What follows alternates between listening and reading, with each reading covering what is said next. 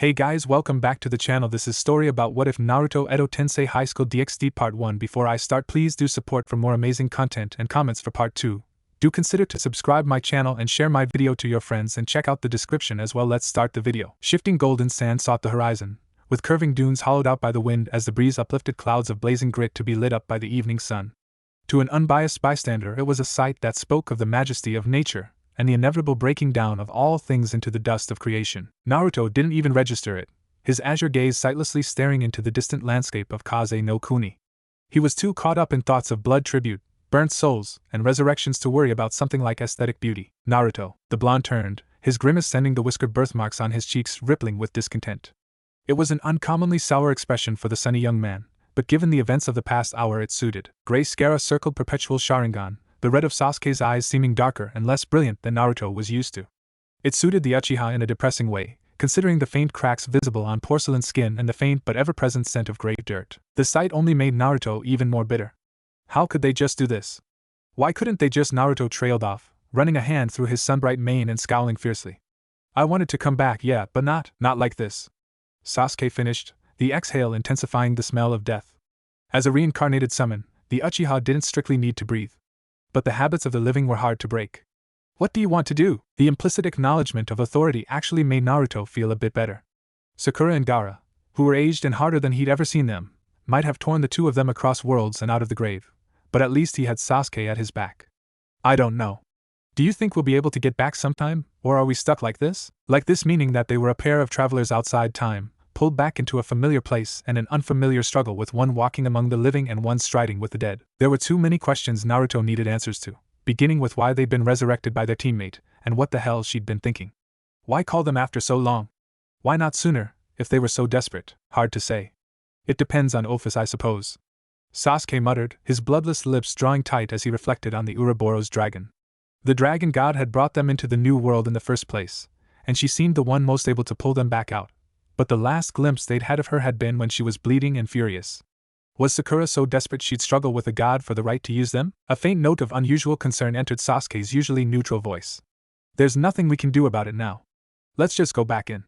Or did you need another minute? No. Naruto denied, an unusual hardness filling his voice. Let's go.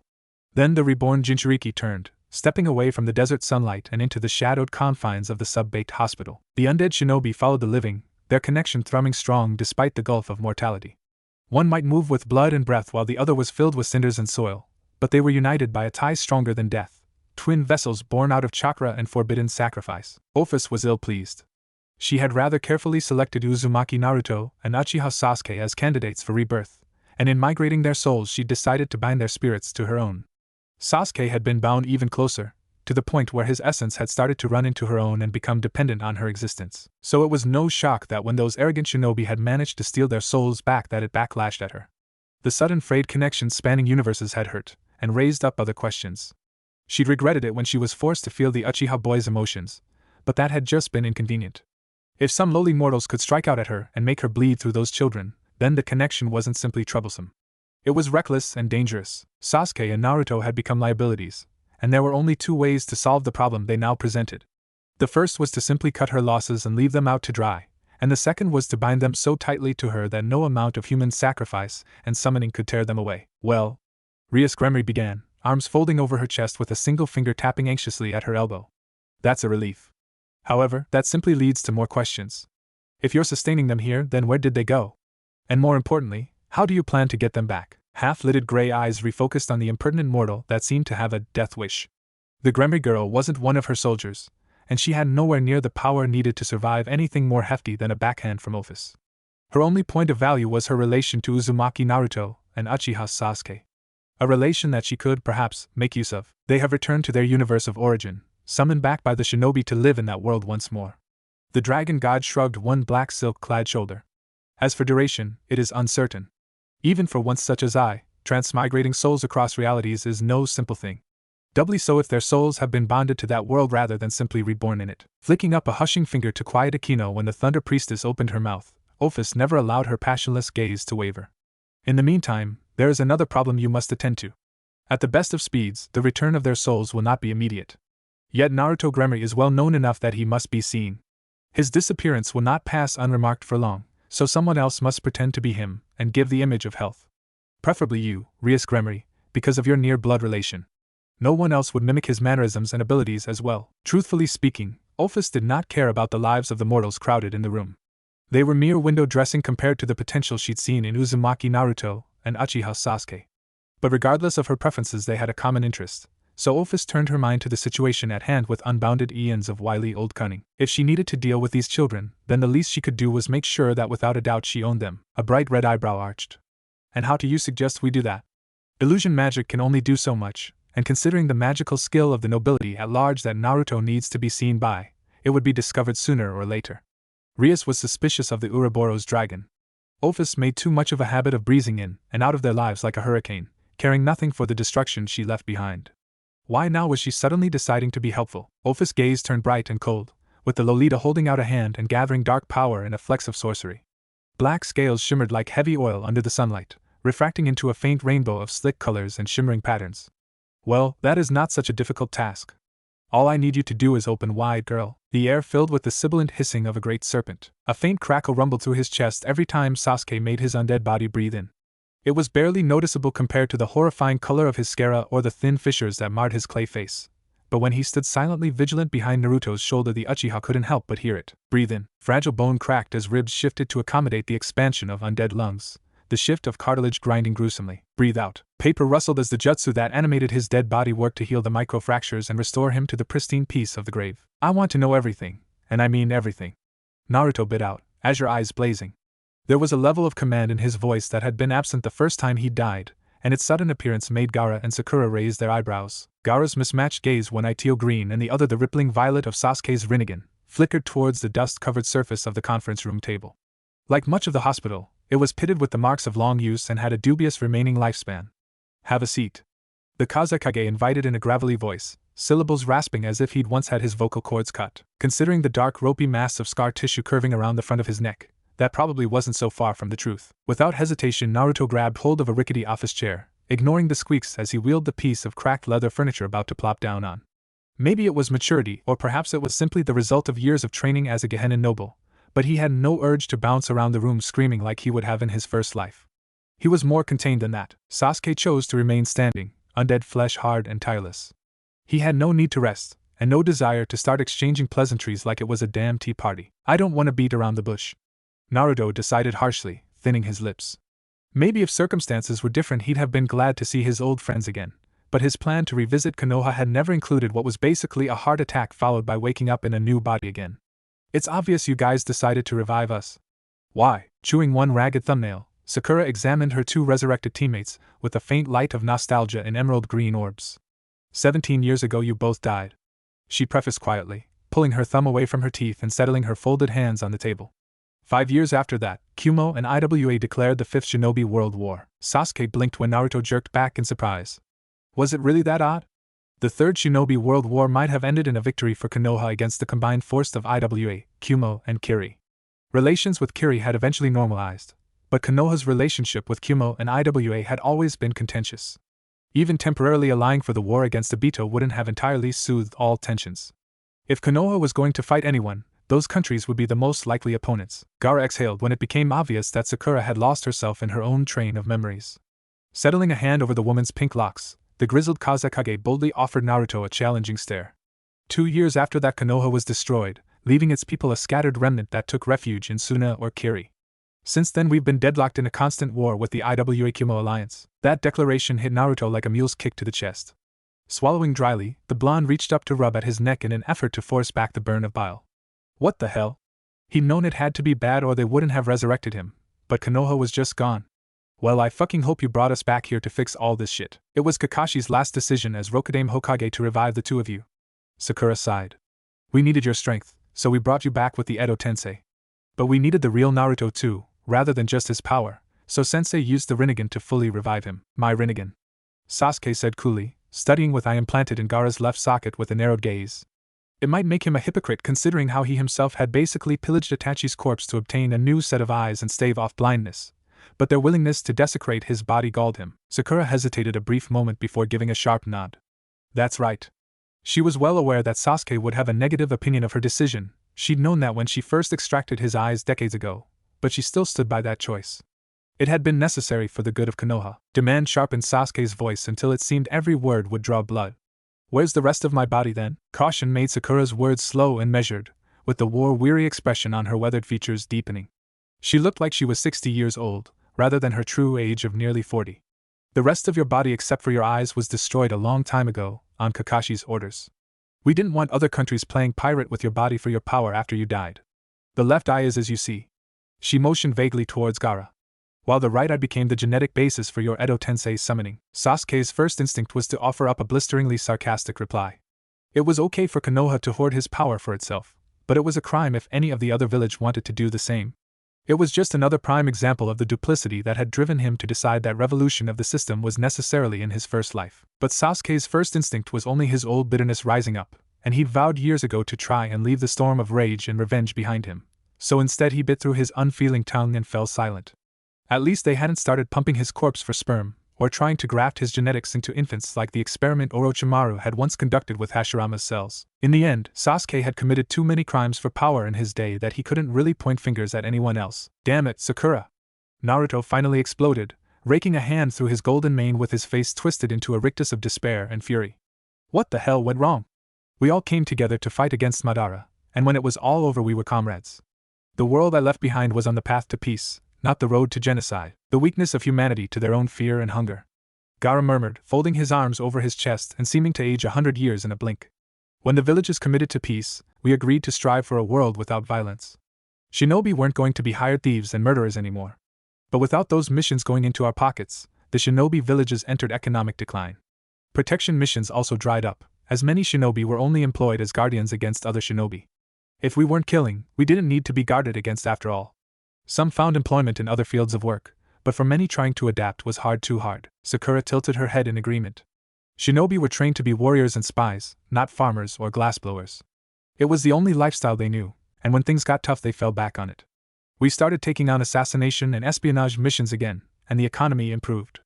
The ideal of peace was forgotten when it was war that put food on the table, and with you and Sasuke dead everyone suddenly remembered how weak Konoha actually was. The Kyuubi did us no favors, Orochimaru just compounded the issue, and pain nearly destroyed us. A bitter chuckle burst from Sasuke's mouth, the Uchiha shaking his head ruefully with a rustle of long dark hair.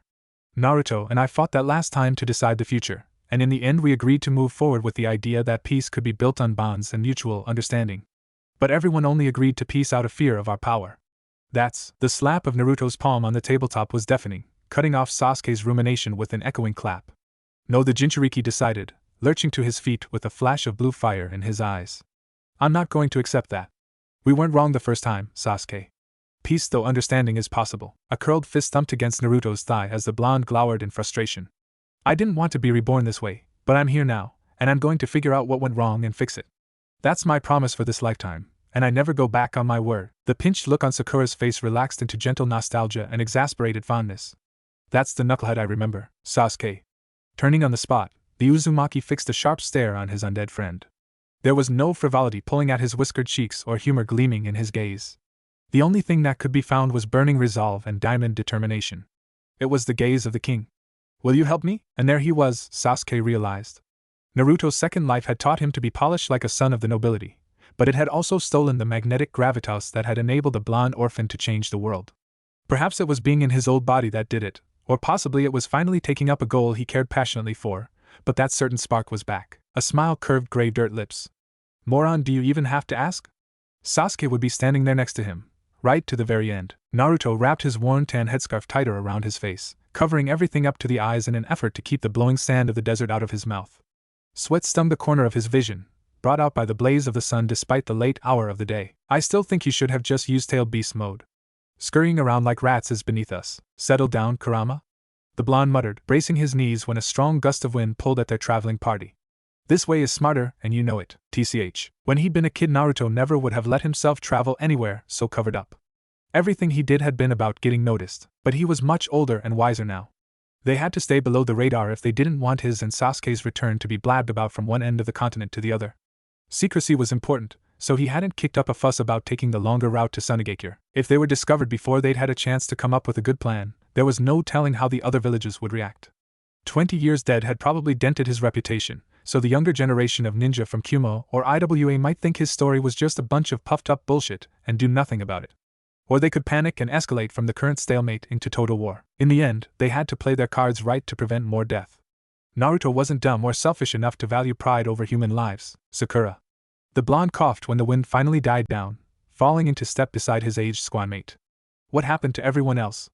You and Gaara are right here obviously, and Kaka-sensei. Naruto trailed off, biting the inside of his cheek until he drew blood. Damn his stubborn old teacher. He would have been fine just being an Edo-tensei summon like Sasuke, so there was no reason for Kakashi to just go and die like that. But Kakashi had always gone the extra mile for his team. It was part of what Naruto admired about his first sensei. Glittering emerald orbs shifted from the distant sand dunes to peer at the reborn Jinchuriki. Sakura blinked the grit from her eyes, barely feeling the pain after her years of get used to the arid climb. It was nothing compared to the agony in her chest. Hinata committed suicide a few months after we found you dead. Tenten and Sai died during the invasion that destroyed Konoha. The rest of us made it out, but not in one piece. Kiba lost his legs and Lee's blind. Each name was like a fresh dagger to Naruto's already aching heart. He never wanted to die, but knowing just how badly his absence had affected his friends and his village made him wish more desperately than ever before that he hadn't. If he hadn't let himself go that one night at the bar all those years ago, so many things would be different. What else? Shikamaru and Temari got married half a year after you died, but they got divorced a couple of years ago and he's with Ino now. Chuji and Kankuro have an understanding. Shino turned into a bit of a playboy, but everyone knows he's the father of Kurenai-sensei's second kid. Sakura rattled off in a crisp tone. Gaara and I married for politics, right after the exile. Naruto was glad for the tidbits of gossip that helped distract him from thinking about how so many of his friends were dead or crippled. Kurenai-sensei and Shino? He shuddered dramatically. What about Taka? Sasuke spoke up for the first time in hours, his uncovered hair rustling in the breeze. Unlike the rest of their small party, the undead warrior made no concession to the heat and breeze he couldn't feel. And Orochimaru? The Uchiha asking after his old team and sensei wasn't entirely unexpected, but the quiet scoff that Sakura gave off let Naruto know that even after all these years the pink-haired woman was still holding a bit of a grudge. She blamed them, and Orochimaru especially, for leading Sasuke away from Team 7. Naruto himself had forgiven Orochimaru a long time ago, but that didn't mean he liked the man either. A creep was still a creep, no matter which team he was playing for. Suigetsu went back to Kiri and reformed the Seven Swordsmen. He's now ranked pretty high in their government, and is one of our closest allies. Jugo died when Kumo rolled right over Oto at the start of the war. Orochimaru was taken prisoner by IWA, but our spies say he's still not talking. Kabuto is one of our most skilled Irinin, in case you were wondering. The absence of a particular name stuck out. And Karen? Sasuke prodded, his voice colored by only a cool sort of disinterest. If Naruto hadn't known already, he never would have guessed his friend had taken his distant relative as a lover once upon a time. It made him question just how much emotion there actually had been in that affair. Sakura's eyes crinkled with an anguish and pity. Karen was captured by Kumo during the fall of Konoha. They took her back to their village and put her in one of their bloodline breeding programs. When she got pregnant, she sabotaged the electric system of the house they were keeping her in. In the end, she burned herself to death. It kept them from using any of her DNA after she passed on. I see.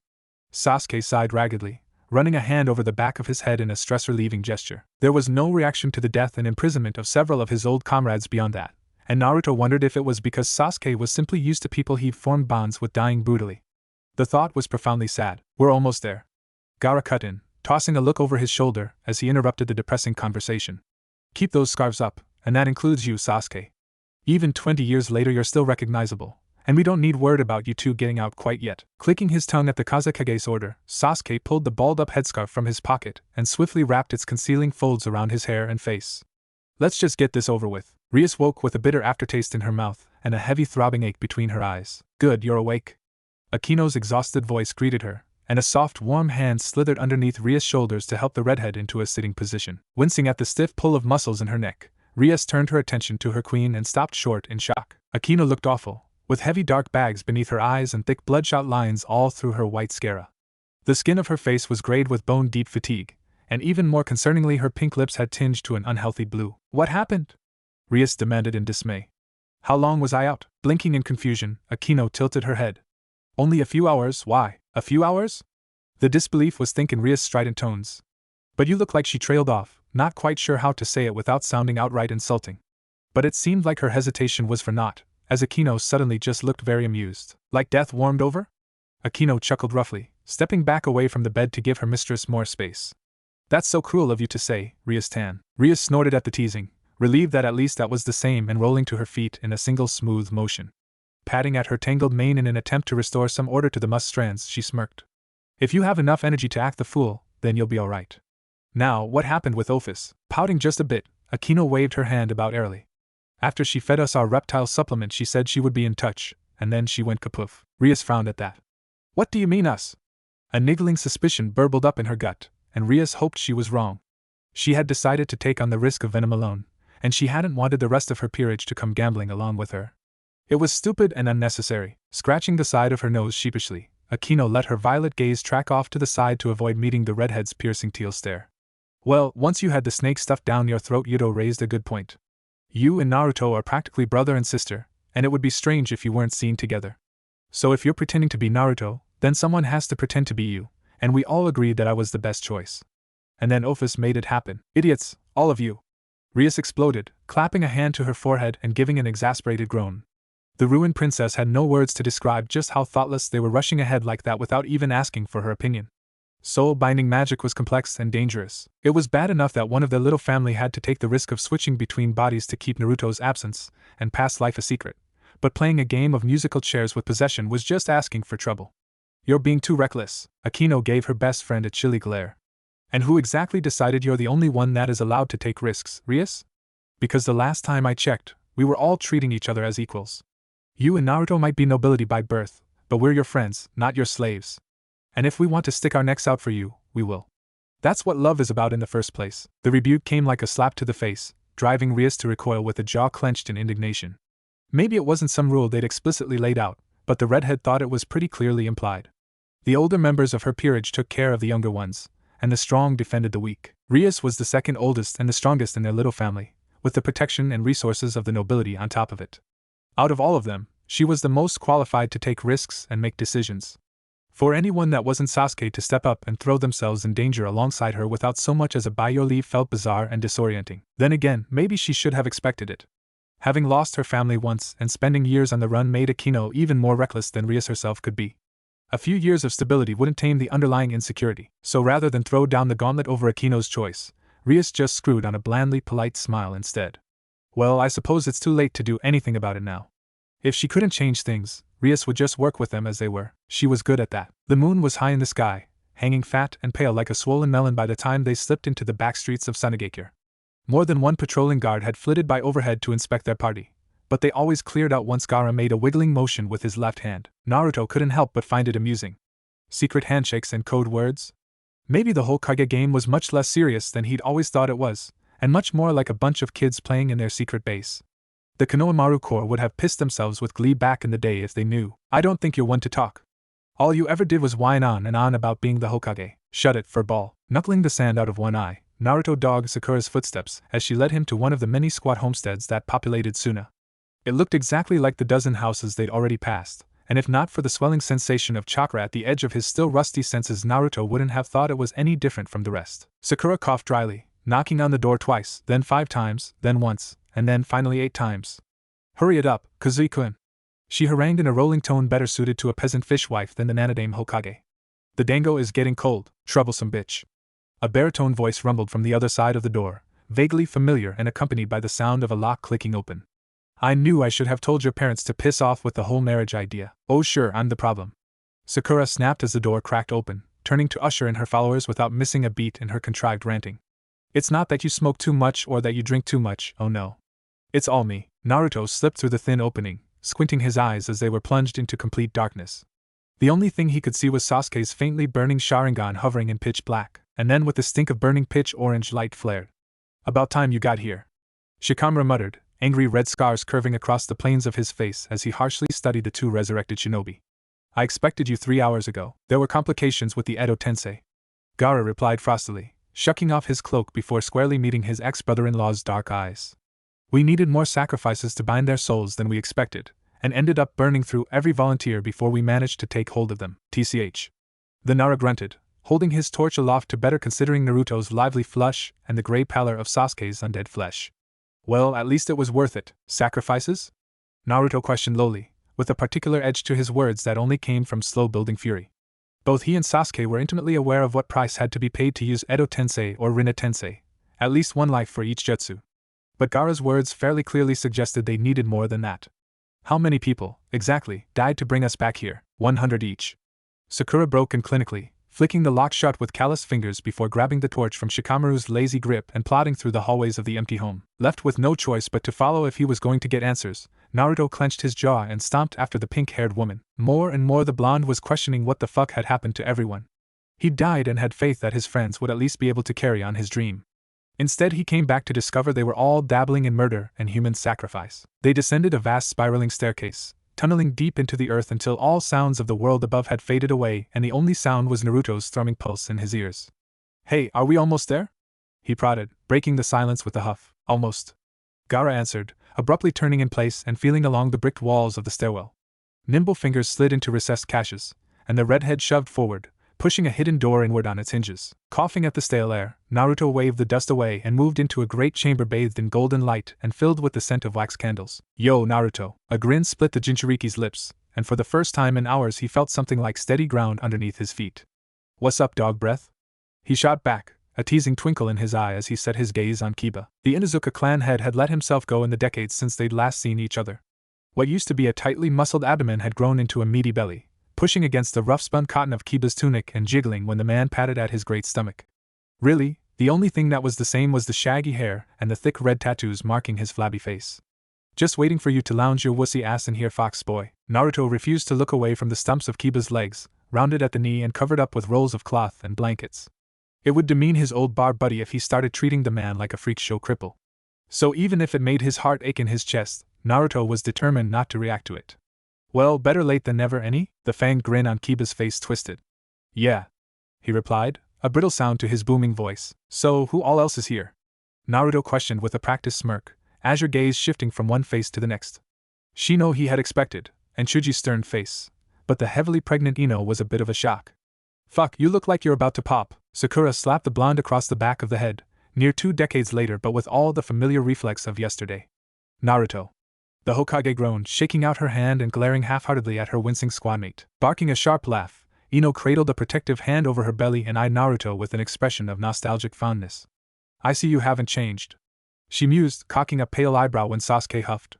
"And neither did you, Sasuke-kun." The smile Naruto offered the hodgepodge collection of his old friends was only a little strained. Sure, there seemed to be too many faces missing. And sure, the ones that were there were all marred by war scars and old despair, but they were still his old comrades. If he turned away from them now just because they'd had a few tragedies or because they were a little weathered, he couldn't claim to be Uzumaki Naruto. So, what's the plan? Inhaling a lungful of smoke, Shikamaru pursed his lips around the stub of his cigarette and bent over the pitted table that Sakura had spread a yellowed map over. "We're thinking that we can smash their lines here and here." The Nara traced curving lines that advanced from Suna's hinterland, deep into the land of fire. "We want to move fast and hard, and reoccupy Konoha by the 3rd day. At that point, the element of surprise will be gone." Naruto studied the shaded areas of the map representing lost territory with a frown. Objectively, he'd know it had to be bad, but it was different when he actually could see how much of his homeland had been lost. Only a shallow crescent along the southern shoreline between Kaze no Kuni and Mizu no Kuni was still in the hands of Konohanin. "Sasuke and I should split up then," Naruto decided, glancing at the Uchiha for any traces of disagreement. "I don't want to toot my own horn or anything, but I'm pretty sure they don't have anyone hanging around that could take either one of us. So it'll move faster if we each take a half." "TCH, fine," Sasuke grunted, folding his arms over his chest with a faint creak of splitting gray dirt flesh. The sound brought a disgusted grimace to Kiba's face, and the shaggy-haired man made a quiet attempt to wheel away. Shikamaru blinked in bemusement. "That's what I would have suggested," he demurred. Maybe 20 years had passed and made his memory a bit foggy, but he was pretty sure that the Naruto who died hadn't even been that tactically aware. Did the Jinchuriki mature in the afterlife, or was there some other factor at play transforming him from a living wrecking ball to a somewhat competent strategist? "Look," Naruto huffed, stepping closer to the table and gently nudging Sakura out of the way. "If we follow the road system, we're going to run into a few choke points. Nothing we can't handle." He reassured the room at large without removing his sharp gaze from the yellowed map. "But you might want to take the time to really occupy them so you can use them as supply lines to Konoha. It would stretch it out to 4 days, but we'd be better off." "I agree," Sasuke offered, speaking up to contribute for the first time since the discussion began. Compared to Naruto, he was much less enthusiastic about getting involved with the reconquest of Konoha, and it showed in his silence. "You don't have a guarantee on how long the war will run, and they have significantly more resources than you do. Give them time to retreat and fortify your lines. If you try to force them into battles of annihilation, you'll make them desperate and run up the casualties on both sides. Holding his palm up to forestall any further debate, Gaara offered his support. We'll go with Naruto's plan. Our alliance doesn't have the numbers theirs does, and because we've kept Naruto's return and this invasion a secret, we won't have reinforcements from our allies. We don't have the manpower to sustain heavy losses, so we need to focus on preserving our armies while achieving strategic objectives. So there's no reason to go crazy about it and try to kill as many people as possible. Naruto mumbled, shrugging off the sharp look his comment drew from Sakura. He didn't give a damn if it was an unpopular opinion. Naruto understood the hunger for vengeance that his friends had, but that didn't mean he was going to support it. Sasuke had caused enough trouble with that particular urge the first time, and he had only been one guy. An entire village craze for revenge would be an utter clusterfuck. The only way to build peace in the long run was to break the chain of hatred and step forward into the future together. There was no point to taking back Konoha if it just led to more conflict and more killing. They needed open dialogue and a new system that would deal with the problems they'd had the first time they tried to build a world without war. Thankfully, he had come up with a plan as soon as Sakura started talking about invasions. Taking back their homeland would be enough to show the world that he was really back and that the Southern Alliance had some actual bite. At that point, Naruto just needed to get everyone around the table to hash out the peace details. It would be easy enough to get started, even if all the treaty haggling and paper pushing would make him want to dig his own eyes out with rusty spoons. If there was one thing about Naruto that Sasuke had learned over the years, it was that his friend never knew when to quit and take a breather. The indomitable fire in the belly that Naruto possessed had led the man to some of his greatest victories, but it also made him neglect his own well-being when the pressure mounted. So when Naruto's hands started faintly trembling, Sasuke knew he had to step in before the blonde ran himself into the ground. Stop wasting time, the Uchiha declared, shifting his dim red gaze from one tired shinobi to the next. Exhaustion stamped itself into their faces with wrinkles and dark bags, the hours-long discussion taking its toll after having continued through the night and into the early morning. You've already decided on your deployments. Now you're just talking in circles. Sakura clicked her tongue irritably, setting one hand on her hip as she glared at her ex-squadmate. The lack of slavish adoration in her eyes still shocked Sasuke from time to time, but he supposed that 2 decades of warfare would change even that. Fine. Everyone head home and get some rest. We'll be moving at the end of the week. Until then, no one say anything about Naruto or Sasuke. If word gets out, it'll be catastrophic for our plans. A chorus of agreements escaped the crowd as they shuffled away in a fatigued mass, leaving the resurrected shinobi alone with the 2 Kage. We need to get back to the office as well, Gaara explained, mismatched gaze soft and wistful as he spoke to Naruto. We'd like it if you two remained here. I understand the accommodations aren't ideal, but as Sakura said, we can't afford to have word of your presence getting out quite yet. Until then, Shikamaru will look after you. There are a couple of spare rooms here for you to use. Glancing towards the short hallway tunneled into the back corner of the conference room, Naruto gave an exasperated sigh and nodded. Fine. You gotta do what you gotta do. He didn't want to spend the next few days hiding in what was basically a cave, but it seemed he didn't have much of a choice. After exchanging goodbyes with the blonde and the taciturn Uchiha, the 2 Kages departed, leaving them alone for the first time in nearly 20 hours. Naruto made it half a minute before exhaling all his breath in a ragged whoosh, sagging down and steadying himself against the nicked round table. What the fuck? He cursed as anger mingled with despair. I knew it was bad after they gave us the rundown, but to actually see them. All the emotions in Naruto's chest tangled up into a wretched ball that seemed to stick in his throat, choking out every breath he tried to take and making his head swim. Near 2 decades in another world had dulled the pain of losing all his bonds and the life he'd built for himself. With difficulty, Naruto had come to terms with it all. A quick peek at a happy and safe Konoha was all he would have asked for, and he'd have been able to close the cover on his old life entirely. Instead, Naruto woke up and was forced to come face to face with the living ashes of his dreams, seeing the devastation marked in scars and the conspicuous absence of deceased comrades. He was surrounded by familiar strangers, and could only hope that if he managed to do it right this time that he'd feel less like an interloper and more like he'd actually come home. Uzumaki Naruto, jerking violently as he was torn from his spiraling thoughts, Naruto flipped the table and turned on the spot with a livid expression. Don't do that. Fuck, what's wrong with you? Ophis blinked, tilting her head at the worn-out Jinchuriki before glancing at Sasuke's amused smirk. I felt speaking to you directly as soon as your human compatriots departed was ideal, since there is no need for them to know about me. Do you disagree? Now I just know that you're pulling my leg. Naruto grumbled, shoving aside all the memories of Kiba's broken body and Lee's broken mind to focus solely on the Ouroboros dragon. As long as he had something else to fixate on, he didn't need to think about how his fingers were shaking in his pockets, or the nauseous burn in his throat. But fine, what's happening over there? Frowning at the mortal's demanding tone, Ophis primly dusted off her shoulder before settling her glittering gray stare on the whiskers adorning Naruto's cheeks. I have contracted Rias Gremory to possess your body and act as a suitable substitute for you during your stay here. When you return, your position in society will be undisturbed. The circumstances are not ideal, but I will facilitate your travels regardless, as per our agreement. Possession is a dangerous spell, Sasuke pointed out with a thin veneer of mildness over aggression. One word might be enough to move him to violence, or soothe his protective temper. I will sustain her existence the same way I've sustained yours. Leaving Sasuke to mull over that bland reassurance, Ophis directed her next words at Naruto. Since I suspect you would prefer to handle the situation here without my interference, I will leave it in your hands. Expect my return with a method of communication in the coming days. And then Ophis vanished in a puff of oily mist. Bitch. Naruto muttered, running a hand through his hair and exhaling irritably. I'm starting to get real fucking pissed off at the way everyone seems to want to yank our chains lately. Do this, do that, remember this, bah. Quirking one eyebrow up as Naruto began to work himself into a spitting fury, Sasuke reached out and flicked the whiskered blonde on the ear. Go to bed, moron. You're not achieving anything getting all worked up. He'd remain on guard out in the meeting room, needing neither food nor rest to sustain his undead flesh. You're going to be the next one on my shit list if you keep that up. Naruto is going to be a problem. Rolling up the latest report on the economic decline of Suna with calloused hands, Gaara threw it aside and rolled over to face his wife. Perhaps. The Kazekage allowed, fingering idly at the threadbare futon beneath them. He's slightly different, but death kept him young. Hopefully experiencing more of the real world will cure him of his idealism. Decades ago, labeling Naruto a mere idealist would have been outright heresy for Gaara, who had worshipped his fellow Jinchuriki like that blonde was his own personal prophet. But years of war had made him hard and bitter, and the eyes that he looked out at the world with were jaded. He'd make allowances for nostalgia, but that would only make him bend so far to accommodate Naruto. Sakura snorted, sprawling on her back and settling her hands behind her head. I wouldn't hold out a lot of hope for that. I grew up with him and I remember just how stupidly stubborn he is.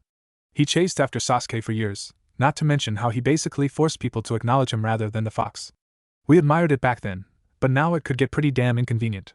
I don't think anything is going to make him wake up to how the world really works. Then put it out of your mind, Gaara suggested, letting his eyes flutter shut as he struggled to relax and find a few hours of sleep. Even if he disagrees with us, it's not in his nature to betray us and side with our enemies. At worst, we'll take back Konoha and then he'll unintentionally intimidate everyone into a watchful peace.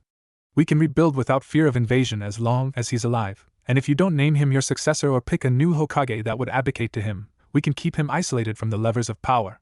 He's a dreamer, not a builder, so he'll never be a serious opponent during peacetime politics. Fair enough. Sakura mumbled back, not entirely appeased but willing to drop it for now and let her husband get to sleep. Rationally, she knew Gaara was right. If Naruto was truly so clever and manipulative, he would have been the Rokudame rather than Kakashi. Age wasn't a true impediment for charismatic visionaries, as the Sandame and Yandame had proven, and a crafty Naruto could have leaned on his war hero status to take the hat. But Sakura couldn't quite shake the feeling that Naruto was not the same boy she'd buried all those years ago.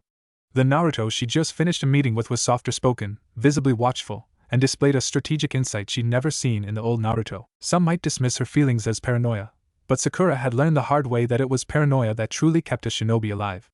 If Konoha had been more suspicious of her so-called allies, they wouldn't have all been caught with their pants down by the declaration of war. So maybe it was just her hard-wired anxiety talking, but no matter what happened, Sakura would be ready. If Naruto listened and learned from their experiences, then that was fine. And if he didn't, then she'd do whatever had to be done for the sake of Konoha. Shifting into Naruto's body felt all kinds of wrong. When Rias had first began feeding her energy into the ensorcelled black gemstone pendant Ophis had given her, she'd expected a bit of disorientation as her mind traveled between bodies. A dizzy spell, a bit of darkness, and then she'd open her eyes having completed the shift. Instead, she felt like she was falling, sinking through thick black oil that choked out every bubble of air from her lungs. And in the last moment, when Rias was sure she'd break from the combination of pain and fear, she passed through to the other side and jolted into awareness. Sucking in a gasp, Rias opened her eyes. The sight of her own body slumped over in a fluffy scarlet armchair greeted her, pallor coloring aristocratic cheekbones and unhealthy gray and darkening pink lips to a sickly blue. Akino. Rias rasped, flinching at the pain sting that Naruto's vocal cords gave. Several days without use had stiffened up all the muscles in his body, and a little pain was to be expected. She wasn't disturbed by the masculine timbre that accompanied her words. She wasn't. You're back with us? Cloth rustled as Akino strode into Rias' line of vision and settled a hand on one skirt-clad hip. Does it all seem to be in working order? No shakiness or numbness? Heaving Naruto's body to its feet, Rias rolled her shoulders and stretched out the kinks.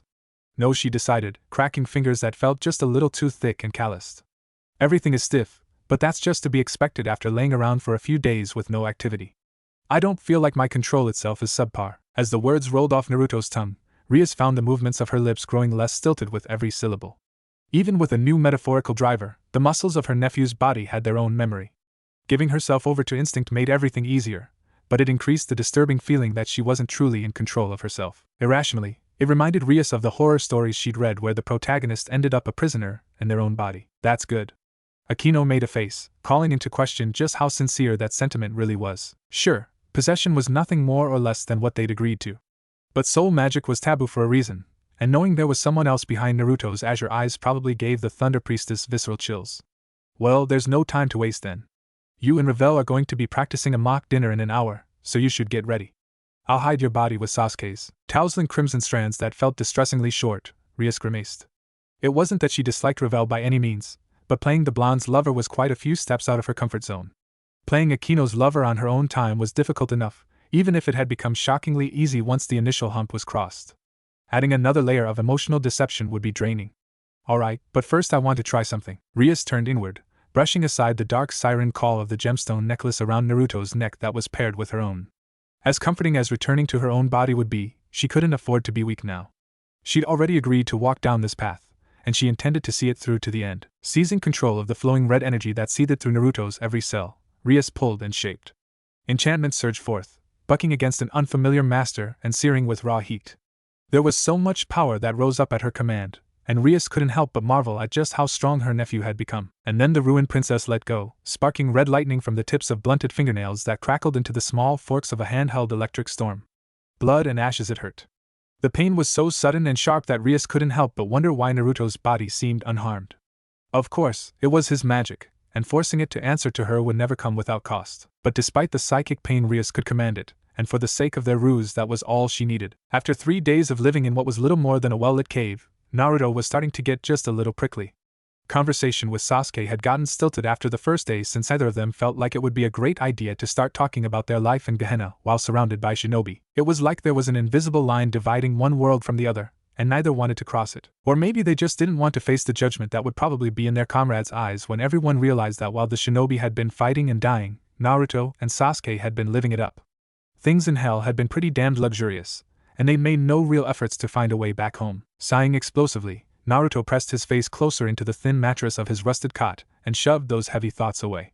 It was better that he dwelled on something more mundane, like that fact that he was bored out of his mind. At the least he'd hoped that his old friends would take advantage of the time before the storm to drop by and catch up, but the only person he'd seen besides Sasuke was Shikamaru.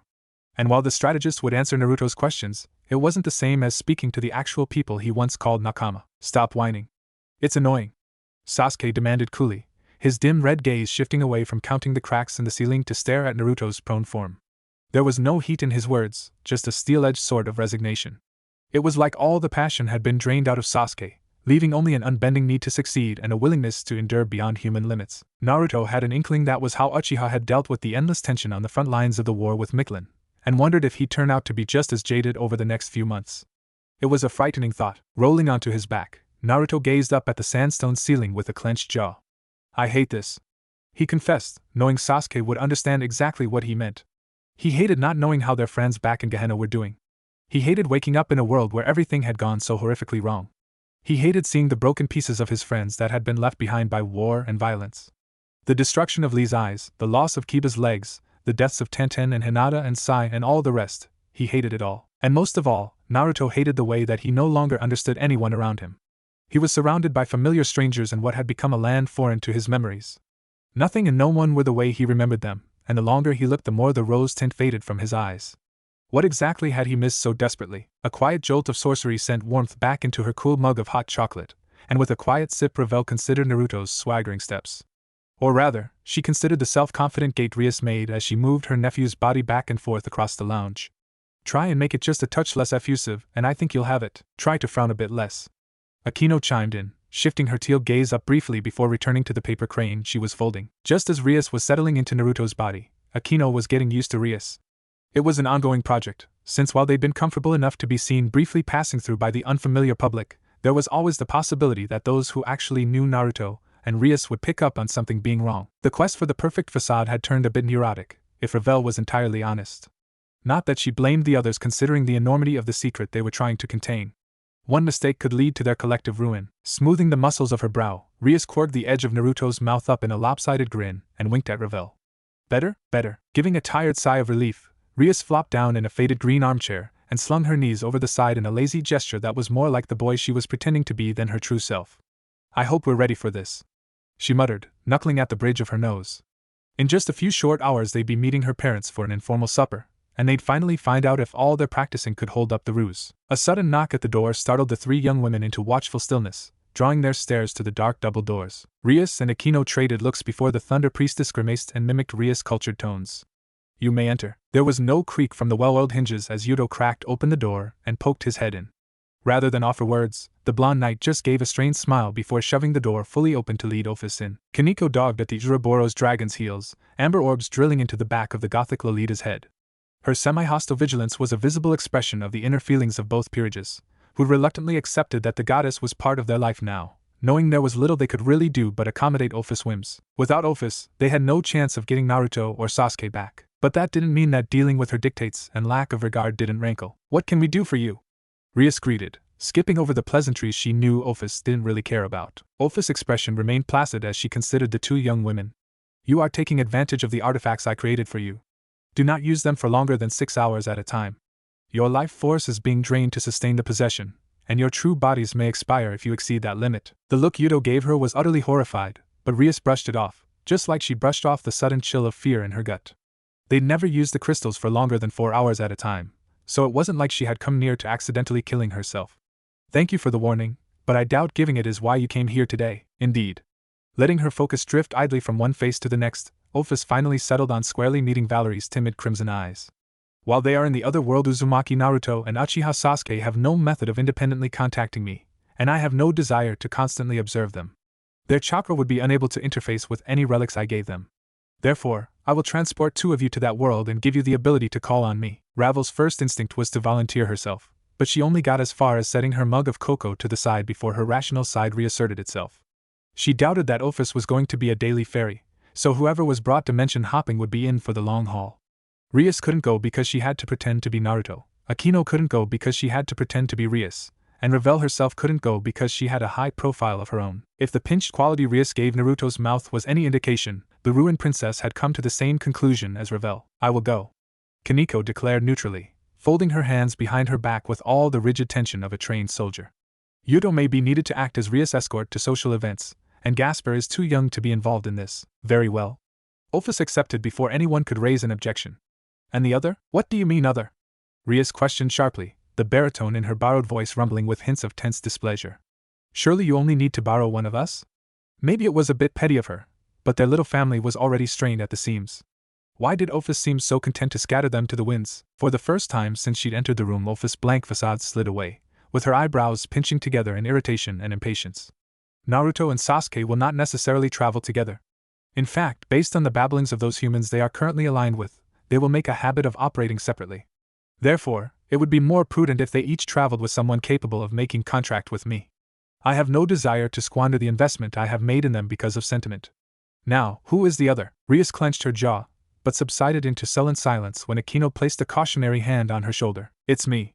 Valerie spoke up, breaking the tense stillness with an unusual steel note to her voice. Even her slitted red eyes had shifted from quiet anxiety to a gentle sort of determination. There's no one else who can go, unless we tell other people about Naruto's secret. Which I'm not going to do, and which I'm not going to let anyone else here do. So, it has to be me. Yeah. Ravel sighed to herself, ducking her head down and picking at the edge of her fingernail to hide her discontented expression. It does. Naruto wrinkled his nose at the smell of horseflesh, pulling his kasa down to better cover his eyes and absently chewing the stalk of wheat he'd plucked from the roadside. They might still be in southern marches of High no Kuni patrolled by Konohanin, but the demarcation line was rolling closer with every second and his disguise needed to hold up until the last possible moment. I don't suppose you've got a bit more of that jerky? Naruto prodded the driver as he leaned back against the straw-filled cart, rubbing a hand over his rumbling belly, and wishing they'd been given rations of ramen rather than dried beef. I'm starving. A thick-set brown mustache twitched as the driver, whose name Naruto really couldn't remember, glared out of the corner of his verdant eyes. No, the Sunanin intoned deeply, looking like he was swallowing down a barrage of prickly curses. The obvious frustration was almost enough to make Naruto feel sorry for the guy. Almost. The driver was just too much of a prick for Naruto to feel real contrition. Alright, fine. The Jinchuriki moaned lowly, rubbing a knuckle into the thick-smeared makeup that hid his birthmarks. There's no need to get your panties in a bunch over it. Humph. Rolling his eyes at the dismissal, Naruto let his focus drift back out over the grassy countryside. The warm sun beaming down over the enormous prairie was nostalgic. How many dozens of times had he seen a similar landscape when he'd gone to visit Gaara for a while all those years ago? The sight made him feel just a little bit closer to home, as opposed to the creeping alienation he'd experienced living underground in Suna. Do you think they're already there? The blonde questioned vaguely to break the silence. Them being Sasuke's group and there being the point of invasion. The final plan had first contact expected for high noon, rather than in the middle of the night like a cliché, and Naruto's own caravan was right on schedule. But was Sasuke on time, or had the Uchiha been delayed? Maybe Sasuke's status as a literal zombie made him push on faster than Naruto's convo. It wasn't that Naruto was worried about Sasuke per se, but he still liked to know what was going on.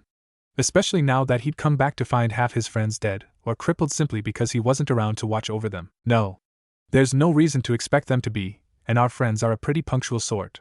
They wouldn't have pushed through the night and risked a lame horse.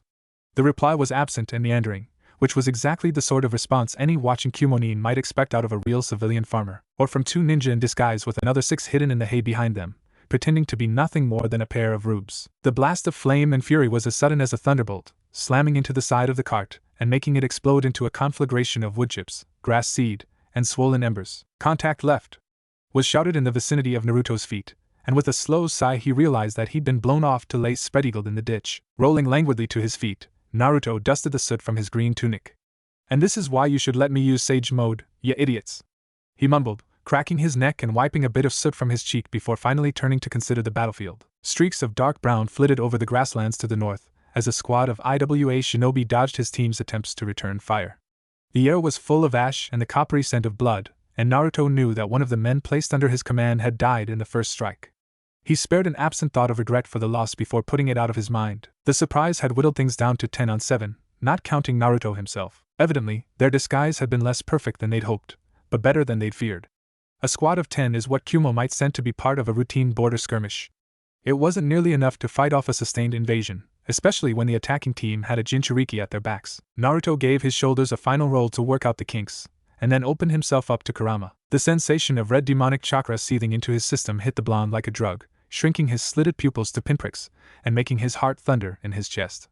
It was only a fraction of the power Kurama could give him, but the burn was so nostalgic and invigorating that Naruto found himself giving an involuntary feral grin. It had been too long since he'd been in true open battle like he'd been born for, and even though he could kick the ass of every shinobi on the field with one arm tied behind his back, Naruto wanted to give himself over to the joy of battle. A few back alley fights in Asmarin had nothing on real ninja combat. Rocketing forward like an arrow launched from a bowstring, Naruto barreled right past his startled allies and picked out his first target. A green-eyed blonde-haired IWA Jounin swiftly found himself with a knee to the face, knocking him out instantly and leaving Naruto profoundly unsatisfied. "Oh, come on, is that all you guys have?" he complained, turning on the spot to face a shocked red-haired woman. "I'll even give you the first shot," Naruto offered, letting his arms flop lazily to his sides. "Make it count." The combination of nonchalance and implied mockery was enough to push the woman from surprise to anger, and with a heavy surge of chakra she formed 3 one-handed seals. A thick spray of lava burst from her mouth, glowing bright orange and setting the grassland aflame in a dozen places as the torrent arced towards her target. Naruto blinked and hopped to the side, clearing several yards in a single bound and quirking an eyebrow as the continuous stream of magma followed. "You wouldn't happen to be related to the old Mizukage, would ya?" he wondered aloud, not bothering to wait for an answer, as he ducked low and lunged. The smack of his fist on the tender flesh of the redhead's stomach was loud enough to be heard over the clash of combat surrounding them, and Naruto winced as she collapsed bonelessly over his arm. He'd been trying to scale back the power in his strike, but it was still a one-hit knockout. 20 years in Gehenna hadn't done anything for his control, and he'd forgotten just how much stronger he was than the common shinobi. "They're all weak," Kurama rumbled, irritated at his host's antics. The Biju's disapproval prompted a scowl from his host. "So I'll just go after them like they're made of wet paper," Naruto shot back, quickly engaging a ponytailed brunette. This time his punch was only enough to knock the man back, rather than disable his opponent completely.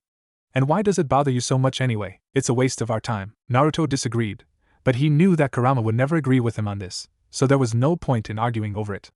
The fox only found joy in overcoming strong opponents, or in mercilessly crushing weak challengers.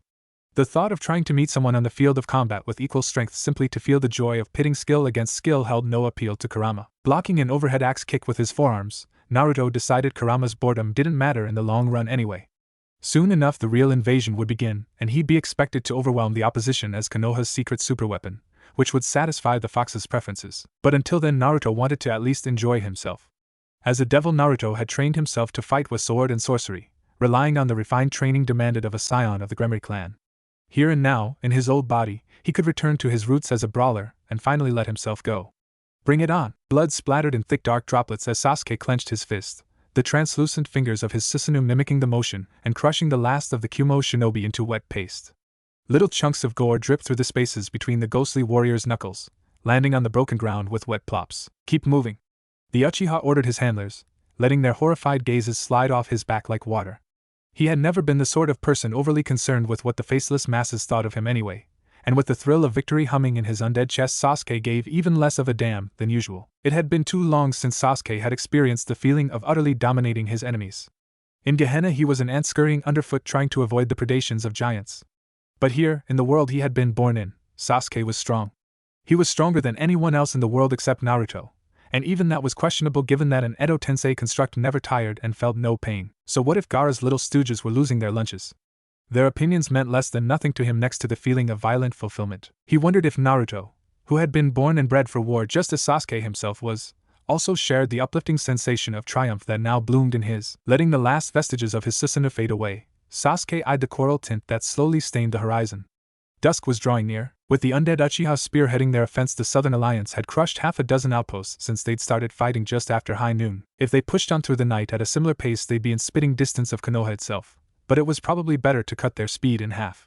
The armies following his invasion force could only invest and fortify so quickly, and while Sasuke didn't need to eat, he'd rather not have his handlers die because the defenders cut their supply lines. It was better to take the time to do things right, a lesson he'd learned hard in his first life. Turning away from the shattered battlefield, Sasuke gave Shino a sharp nod and launched into a tireless sprint. A handful of curses met his ears as the living shinobi scrambled to follow in his wake, but Sasuke didn't bother to look back. They had orders to follow him, and since he'd done all the fighting, there was no reason for them to be too fatigued to keep up. I would suggest, I know, half march. Sasuke ruthlessly cut off Shino's puffed words once the Aburame had managed to draw level with him. He already knew what the best course of action was and didn't have the patience to have strategy baby-fed to him by his old classmate. Naruto would have scolded him for being rude, but Sasuke had no attachment to most of the people he'd left behind. 20 years apart had dulled his sentiment to the point that it was no skin off his back if the Aburame got all pissy about being shrugged off. All the people he cared about now lived in Gehenna. Sasuke only cared about Konoha in abstract terms, because he didn't want to admit that everything he fought for had been for nothing. If their sacrifices in the name of peace for Konoha had turned out to be pointless, who was to say any sacrifices they made for the sake of Gehenna wouldn't be similarly pointless? No, Sasuke viscerally refused to accept that possibility. They would have peace by any means necessary. The stub of his left arm throbbed with phantom pain, but he bore it stoically and signed the last of his paperwork off with a flourish. For 20 years he'd lived with the pain, rejecting the well-meant suggestions of his subordinates to get some kind of prosthetic. The Yondaime Reikage always scoffed that looking for a replacement for the left arm Uchiha Sasuke had cut off was an affront to his pride. The idea of grafting on one of those Zetsu limbs was repulsive, and beyond that he'd just end up looking like a warrior ashamed of his scars. But beneath the pride was a sense of shame, the feeling that even if he could that he didn't deserve to walk around hardy and healthy. I had chosen war over peace for the sake of his people's continued survival, soaking his hands in blood and turning his back on the supposed child of the prophecy. A bit of phantom pain and a few ugly scars in exchange for the lives lost and the dreams abandoned was a cheap payment. If only the Uzumaki boy had lived. Naruto had an earnest, innocent, and exuberant charisma that appealed to everyone from brats in their cradles to hidebound war veterans like Inoki. With Naruto as their spokesman, maybe the shinobi could have weathered the economic depression together and found a new destiny. The future Naruto had promised had been so bright it was like a spiritual fantasy, ringing down from some distant heaven. Maybe though, even with Naruto on their side, fantasy was all peace could ever be. Shinobi weren't warriors, they were liars, killers, and thieves, and if they stopped being paid to do those things, then what was left? How could they put food on the table when no one hired them to wage war? There'd been some talk of adapting jutsu to the various civilian industries, but that kind of development took time. Time no one had when the people were marching in the streets looking for someone to fill their hollow stomachs. If Kumo hadn't gone to war against Konoha, it would have eventually gone to war with itself, which was even more unthinkable. Reikage-sama? What? A barked irritably, slapping his meaty palm on the desk and glaring at his sheepish secretary. What do you want, girl? Long used to the Reikage's moods, his secretary didn't quail or stutter at the first sign of his displeasure. Instead, she simply pouted a bit before stepping fully into his office and laying a thick folder down in front of him. This is the latest batch from the Tsuchikage. The Cold War with Sand might go on forever, but she's pitching a few ideas about how to solve the economic problems without a Kumo Iwa war if we do conquer them. Fine. I grumbled, waving her off and eyeing the papers with half-hearted interest. Everyone with any political sense knew that it was in the best interest of all the shinobi nations to prolong the conflict rather than have a definite victor. Promoting eventual victory for the sake of patriotism, or imagined slights, was simply about appealing to the masses. A could have destroyed the Southern Alliance years ago if he wanted a purely military victory. Allowing the enemy to exist was necessary for the survival of the shinobi system, because enemies meant competition. When some chubby merchant decided to get one over on his rivals by hiring Akumo's shinobi to assassinate them, his rivals fought back by hiring Konoha's shinobi. Obviously no village would pit its own soldiers against each other in death matches as a matter of course. The decline of the Bloody Mist was all the proof anyone needed of that. Naruto's peace had made them function as one decentralized village, turning away conflicting missions for the sake of avoiding bloodshed, which meant a lot of shinobi had been forced out of work. They needed the pay that came with competing missions to flourish, and thus they needed war. So Kuratsuchi's little peace proposals could be one of two things. Either she was naive enough to believe that the shinobi lifestyle could ever lead to peace, or she was just putting on a show of seeking a new path for the sake of her advisors and political opponents. I personally was never quite sure what that girl honestly wanted. She played her cards too close to her chest. It made him miss Inoki, stubborn old fossil the man had been. At least they had understood him, fellow men of war that they'd been. Tatsuka-ken rubbed at one crusty brown eye, fighting back the urge to yawn. He hated night shifts, almost as much as he hated getting posted in Konoha at all. It was too hot, too humid, and too hostile. The natives glared at him like he personally murdered their babies every time he walked down the streets. Compared to the clean, cool air of Kumo and the warm faces of his countrymen, Konoha was a shithole. Not to mention Ken had left his fiancée behind when his bosses had deployed his team down to the south. Eri was the prettiest girl he'd ever seen, with her warm green eyes and fingers calloused from good honest farming. Sure, she wasn't a supermodel, but she was more real than any of the bimbos he'd seen in the magazine ads, and Ken loved her. Once he finished his current rotation, he'd have saved up enough money for them to get married and start a new life. Maybe he'd retire and work on a farm himself? Shinobi work paid a lot better, but he wanted to die in his sleep at the age of 100 years rather than die with a kunai in the throat at half that. Still mooning over your girl?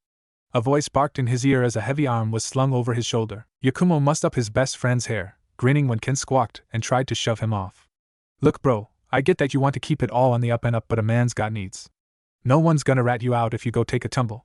You're missing out. Not to mention the girls down at the Maiden are just. He kissed the tips of his fingers. A cherry red flush lit Ken's cheeks, and he pulled away from the older shinobi with a glare. No way. I'm not a dirty perv like you. You're just saying that because you're still a virgin. Yakumo crowed. I am not. Bringing his fists to his chest, Yakumo flapped his bent arms like wings and clucked like a chicken. What was that, Virgin Quinn? I couldn't hear you over all the chirping. Bluck, bluck, bluckhack, fuck off. Their antics drew the attention of a couple of their fellow watchmen, who joined in on ribbing Ken with gusto. Their good-natured teasing ate up the time, and might have carried on longer if not for the sudden flicker of flame that appeared on the southern horizon. The hell is that? Yakumo muttered, squinting at the small but growing light. Did some decide to get their breakfast in right before dawn and start a forest fire? Ken sighed, brushing off his sleeves and standing tall now that his friend had been distracted. Might be. The Chunin agreed easily, sparing a glance for the slowly spreading fire. Wouldn't be the first time these ash-eaters forgot how to cook like civilized people. Do you want to send the message or do you want me to? Screwing his face into an expression of distaste, Yakumo turned, shook his head and shoved at Ken's shoulder. No chance. You can deal with the captain this time. Sage knows he'll be passed out drunk in some wrinkled whore's tits again, and it's not my turn to listen to his rants about proper respect. A rather large part of Ken wanted to just roll his eyes and try to bribe Yakumo into doing it again. Everyone hated Iwari Taicho and the captain hated them right back. It was mystery how someone so disliked by the men ended up in charge of them. Most people put their bets in bribery or blackmail. Ken personally thought Iwari had used family connections to leapfrog his way up the chain of command, but the larger part of Ken nagged at him to be fair. Everyone took their turns putting up with the captain for the sanity of the whole unit. So when his term came around, he really should do his part. Fine. Just don't expect me to badger him about your vacation request. That's on you. Yakumo grinned toothily, but whatever reply he offered was drowned out by a sudden rush of sound as the trees below the walls of Konoha suddenly exploded with a sun-bright flash of brilliant orange. 20 years out of the saddle left Naruto feeling a bit winded, perfectly resurrected body or not. But that little bit of fatigue burned away in an instant when he cleared Konoha's walls in Kurama mode, only to find that the faces of the Hokage monument had been smoothed away, leaving a featureless gray expanse. At the point, the only thing left was a red-hot ball of pure rage boiling in his gut. Slitted orange eyes narrowed as Naruto forced his gaze away from the empty space where his father's face should have been to the foreign tower crowned with a Kumogakyo flag. Bastards. He rumbled, lurching forward. Rock and wood crumbled beneath the toes of Kurama's fluid body as the giant chakra monster stomped up the streets, roaring so loud hundreds of windows shattered. Maybe he should be a bit more careful about the collateral damage, but the deeper he moved into Konoha, the more Naruto found his anger building. It wasn't just the Hokage monument that had been scored away. He could see the distant grove where the memorial stone should have been, but instead the entire forest had been cleared away for a cluster of condos. The rounded red tiles roofs of his childhood had been almost entirely replaced by square shining metal panels. The invaders hadn't just conquered Konoha, they'd destroyed it and remade it in their own image. There was nothing left of the home he had such precious memories of. Easy, kid, Kurama cautioned. Buildings are just buildings. Blow them up and rebuild them later if you want. Don't lose your head. Swallowing thickly, Naruto clenched his fists before relaxing with a sigh. Yeah, I guess, he allowed, trying to throw off the fury and focus on his mission. He couldn't get too attached to material things. The conquest might have turned Konoha into an eyesore, but if he couldn't forgive that, how could he ask people to forgive the lives that had been lost? Fireballs and bolts of lightning rippled over the flank of Naruto's summoned chakra construct, sucking at his reserves like tiny little mosquitoes. They wouldn't be a threat for another few hours, but if he just sat around, eventually he'd tire out. Time to take care of business. Mentally stepping back a bit, Naruto let Kurama's consciousness come to the fore. As he gave up bits of control over his own body, the flaming orange fluid of his bijou transformation began to turn solid. If they switched entirely, the liquid chakra would be replaced by flesh and bone, but they didn't need to go that far. They just needed to go far enough for Kurama to be able to speak. Surrender now, mortals, or I'll slaughter you all. Kurama's voice projected over the village like a sonic blast, making Naruto snort in amusement even as the seemingly wild bijou made threats. Then, just to prove he could, Naruto swirled up a tailed beast bomb and fired it directly up into the sky. A couple of heartbeats later, the ball of chakra exploded, splitting the clouds with a nova of pure white flame. It was large enough to blot out the rising sun, and the rush of wind it generated rose to a ghostly wail. You want another one, bitches? Are you trying to be a yakuza or something? Naruto muttered, glaring down when the volleys of elemental jutsu launched at them only increased. Because it's not all that scary. Just corny, yeah? Have to give these S points for being brave though. I'd have thought they'd be pissing themselves running home to mommy by now. Bite me.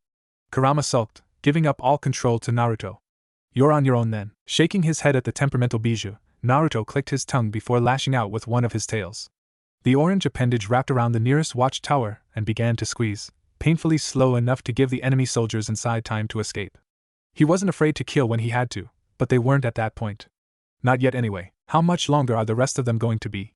The blonde wondered aloud as he sought out a tower flying an IWA flag and barreled right through it, bricks and mortar shattering beneath the weight of Kurama's body. Naruto had gotten a bit excited when he caught sight of Konoha, but he hadn't run that far ahead of the troops.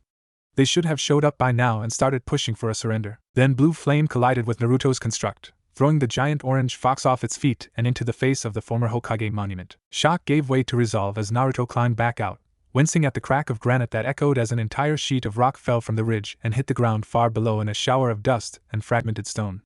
We should have known, he murmured, more to keep Kurama calm as the fox swiftly shifted from surprise to an all-consuming hatred. I'm sorry, these fucking humans are all the same. Naruto thinned his lips, but ultimately didn't deny that. He didn't have time to get in an argument with Kurama over the idea of collective guilt. Not with the giant azure hellcat glaring them down. In the end, it shouldn't have been a surprise. They'd chosen war over peace, so why not create more Jinchuriki? Let's do this. Then he launched forward like a missile, chakra burning with hostile intent. White splinters of bone poked up grotesquely through tanned skin, with porous marrow glistening wetly under the sunlight. A single bit of flying rubble had been enough to completely crush Ken's limb, torn arteries pumping out precious blood with every stuttering heartbeat. I'm sorry. But I have to do it. Ken's wail of utter despair spiraled up into an ear-splitting shriek as Yakumo brought his katana down and severed his friend's arm just below the shoulder. Fucking Sannin. He grit out, blinking through the sting of tears in his eyes as he bent to tie a tourniquet around Ken's bleeding stump. The combination of blood loss and pain was enough to make Ken pass out by the time Yakumo managed to apply enough pressure to keep Ken from bleeding out. It would buy Ken a few minutes while Yakumo tried to find him a medicine, but any longer than that and the shock would probably kill him. Not that Yakumo had much hope for that as he heaved Ken's limp body onto his back and began to move through the rubble of Konoha. How in the hell had Suna managed to get their hands on the Kyuubi? It had vanished years ago when Uzumaki Naruto was assassinated, and it was supposed to take another few decades at least before the beast's chakra gathered enough for it to be reborn. Fuck. He just wanted to finish his shift, sleep through the day, and hit the town for his weekend off. Now he was just trying to stay alive while the fucking Sannin poured in through the broken walls and the new Kyuubi Jinchuriki fought a death match with the Nibi's Jinchuriki right over their heads. A shockwave threw Yakumo to his knees, grating the skin of his shins and making him shout in shock. Biting his lip as he lurched back to his feet and readjusted Ken's dead weight, Yakumo glanced up at the sky and gaped. A set of bright orange fists were grasping hold of an azure forearm the length of a skyscraper, chakra flames of different colors sputtering weakly as the enormous Kyuubi pulled. The sudden jerk was enough to yank the Nibi over before throwing the giant two-tailed hellcat into a cluster of buildings with a thunderous crash and a hurricane gust of wind. Shit! Yakumo gasped, crouching against the gale as a storm of dust swept over the village. He held strong for a heartbeat before Ken was torn from his back and swept up into the tempest. Ken! Instinctively, Yakumo knew Ken was dead, and with a bitter scream he turned and plunged through the fog in search of some allied unit to give him orders and clarify what the fuck he was supposed to do. He was just a career chunin pushed into border patrol. He wasn't trained to handle a bijou invasion. Another explosion rumbled, and Yakumo stared numbly at the rapidly approaching orange streak falling from the sky. Gods have mercy, everything went black. In the middle of a fight, it was hard to tell when he ended and Kurama began. Naruto and the fox were so mentally melded that sometimes he felt like he was Kurama, with excitement and rage at the bijou's enslavement pounding through his veins. Naruto rolled, knocking over half a dozen buildings as he gathered his paws beneath him. Then he shuffled, the dark tip of his nose sighting down the Nibi before firing off a swirling bijudama. Not waiting to see if his missile connected, Naruto struck like a bolt of lightning. Orange fur rippled as the giant fox leapt up and over a cluster of streets to land on the Nibi's back, and Naruto bit down. The azure hellcat gave a hissing wail, bucking frantically and trying to dislodge Naruto's chokehold. Around and around the tangled pair went, rolling through a trio of office buildings before slamming face first into the former Hokage monument. Caught between fire and stone, Naruto spat a curse and bit down hard. His 9 tails wrapped around his opponent's limbs and pulled. The Nibi was strong, but the Kyuubi had 4 times as many tails and more power besides. It only took a few minutes of struggle to force down the other Jinchuriki. Give it up already, never! A deep and unmistakably male voice roared back, startling the blonde.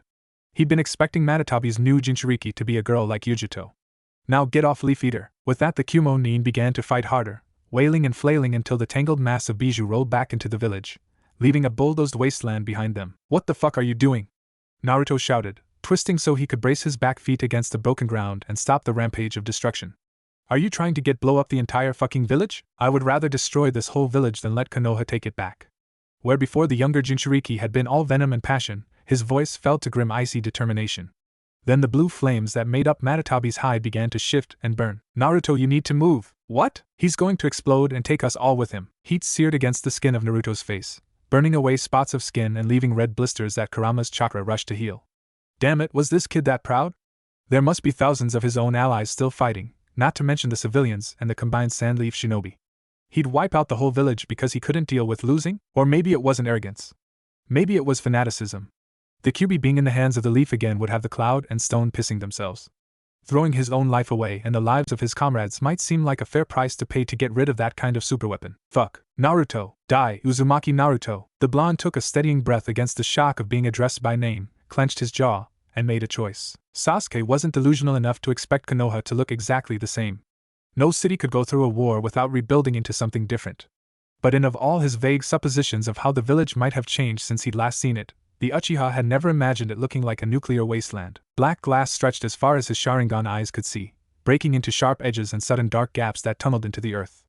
It was an utterly lifeless scene, with not even the Hokage monument spared from the blast. There was a huge crack splitting the plateau down the portion where the Yandame's head had once been. What the hell did Naruto do? Waving off his so-called allies, Sasuke stepped out into the apocalyptic landscape. Ash puffed under his heels as he wandered over the ebony hills, drawn northwest like the needle of a compass. Maybe his state of undeath made him more aware of the bonds tugging at his soul, or maybe his Rinnegan just enhanced his chakra sensing ability. Either way, he knew exactly where to find Naruto. When he finally settled his gaze on the blonde, Sasuke exhaled a sharp gust of displeasure. You still alive there, Dobe? He prodded, getting a wordless groan in reply. To put it bluntly, Naruto looked like shit warmed over. The Jinchuriki's sunshine strands had grown to a waist-length tangle, stained with white streaks any toothless granny would be proud of. The whiskered skin of Naruto's face was lined with faint wrinkles. Ropey red scars crisscrossed over the naked flesh of his left arm and chest, while Naruto's right arm was simply gone just below the shoulder. Gritting his teeth so hard that they cracked and healed anew, Sasuke bent down to scoop up his heavily wounded friend. I'd break your skull over my knee for your reckless stupidity, but somehow I don't think the message would sink in. The threat was half-hearted, and when Naruto coughed a fine mist of blood, Sasuke found himself protectively pulling the blonde tighter against his chest. Another person would have been bursting with questions about how Naruto had gotten to be in such a horrific condition, but Sasuke knew the man well enough that he didn't need to ask. Everything could be inferred from sight and his knowledge of Naruto alone. Kumo or IWA had deployed some sort of weapon of mass destruction, and Naruto had tried to be a self-sacrificing fool and contain the blast with his own body. Unfortunately, it hadn't worked all that well, seeing as how real life wasn't like the movies. Turning on his heel, Sasuke began hopping back towards the remnants of the southern walls. The idiot needed medical attention, and when he woke up, Naruto would find his body in a very different state than what he'd left it in. The rapid wounding and healing cycle the blonde went through to survive the explosion had probably aged him 20 years, and there was no telling what other scars had formed internally during the blast. Moron. He muttered lowly, blowing the hair out of his eyes. No doubt he'd have to sit on Naruto to make him stay in bed long enough to heal up from this latest bout of moralism. The Kyuubi gave Naruto a powerful healing factor, but it wasn't perfect. A body could only take so much abuse before giving out, and Naruto wasn't allowed to die before they managed to fix the shitshow they'd come back to. Uchiha Sasuke. Do you care to explain this latest idiocy? A startled blink. Naruto woke to red shards of agony threading through every cell of his body. It felt like he'd run an Olympic marathon before fighting a war and then going to sleep underneath an elephant. Every breath was a pained struggle against a suffocating weight, crowned with the sensation of broken glass in his lungs. It felt like it took more effort to open his eyes than he'd had to spend fighting Kaguya. The dimly lit sight of a canvas medical tent greeted him, weather stains dizzily drawing his confused stare before Naruto forced himself to shake off the last dregs of unconsciousness. Hello? He rasped with a note of gravel over pavement. Do you make a habit of being suicidally reckless, Uzumaki Naruto? A gray gaze set in a face wreathed in black hair taking up half of Naruto's view. Because if so, I believe I will have to reconsider your worth as my soldier. Office? At least part of your brain seems to be working. Amber glittered as someone else leaned over the confused Jinchuriki. Though that's not saying much though, considering it's you. In contrast to the cool words, a warm hand briefly touched over the stump of Naruto's right arm. Kaneko? A wordless hum was the only answer the Nikomata gave before she withdrew to let a teary-eyed Valerie monopolize the blonde's attention. How are you feeling? Do you want me to get you a glass of water? Fluff your pillow? Another blanket? Some pain medication? The damper rambled on with concern, visibly rattled even as Office snorted and also pulled away. Footsteps pattered away as the two girls slipped out of the tent, leaving Naruto alone with Valerie. Naruto licked his cracked lips with a tongue that felt like sandpaper, coughing faintly before shaking his head. Even that tiny motion felt like his skull was rotating on a rusted spike. Why are you here? How are you here? He demanded, gaze sharpening as his scattered wits turned away from the sheer discomfort he was in to refocus on his bishop. Valerie quirked her mouth up into an awkward grin, crimson eyes shifting away before skittering back to meet Naruto's expectant look. Well, Office decided that someone needed to cross over here. She said she didn't know how long you'd need to be here, and since she couldn't spend all her time watching you, that a couple of us needed to be here to summon her when you and Sasuke were finished. To Naruto's displeasure, the blonde girl was obviously lying. Or perhaps not lying, but she was certainly leaving out some things that he would want to know. I see, and what else is Rias up to? Shrugging lightly, Valerie fisted her hands in her lap while struggling against the urge to look away. She's not doing a whole lot. Mostly she's just been spending her time lying to everyone and pretending that both peerages are on a vacation. Nothing too difficult. The frustration that churned in his chest was foreign. Naruto couldn't remember any time where he'd honestly been frustrated with Valerie. His bishop was easygoing, kind, and more than a little easy on the eyes. She'd never tried to hide anything from him before, and the fact she was trying to now put him on edge. Still, maybe Naruto would have better luck getting whatever it was out of her when he wasn't stuck in a bed. So with the drawn outside, the Jinchuriki dropped it, relaxing back into his pillow and considering Valerie with a half-lidded stare.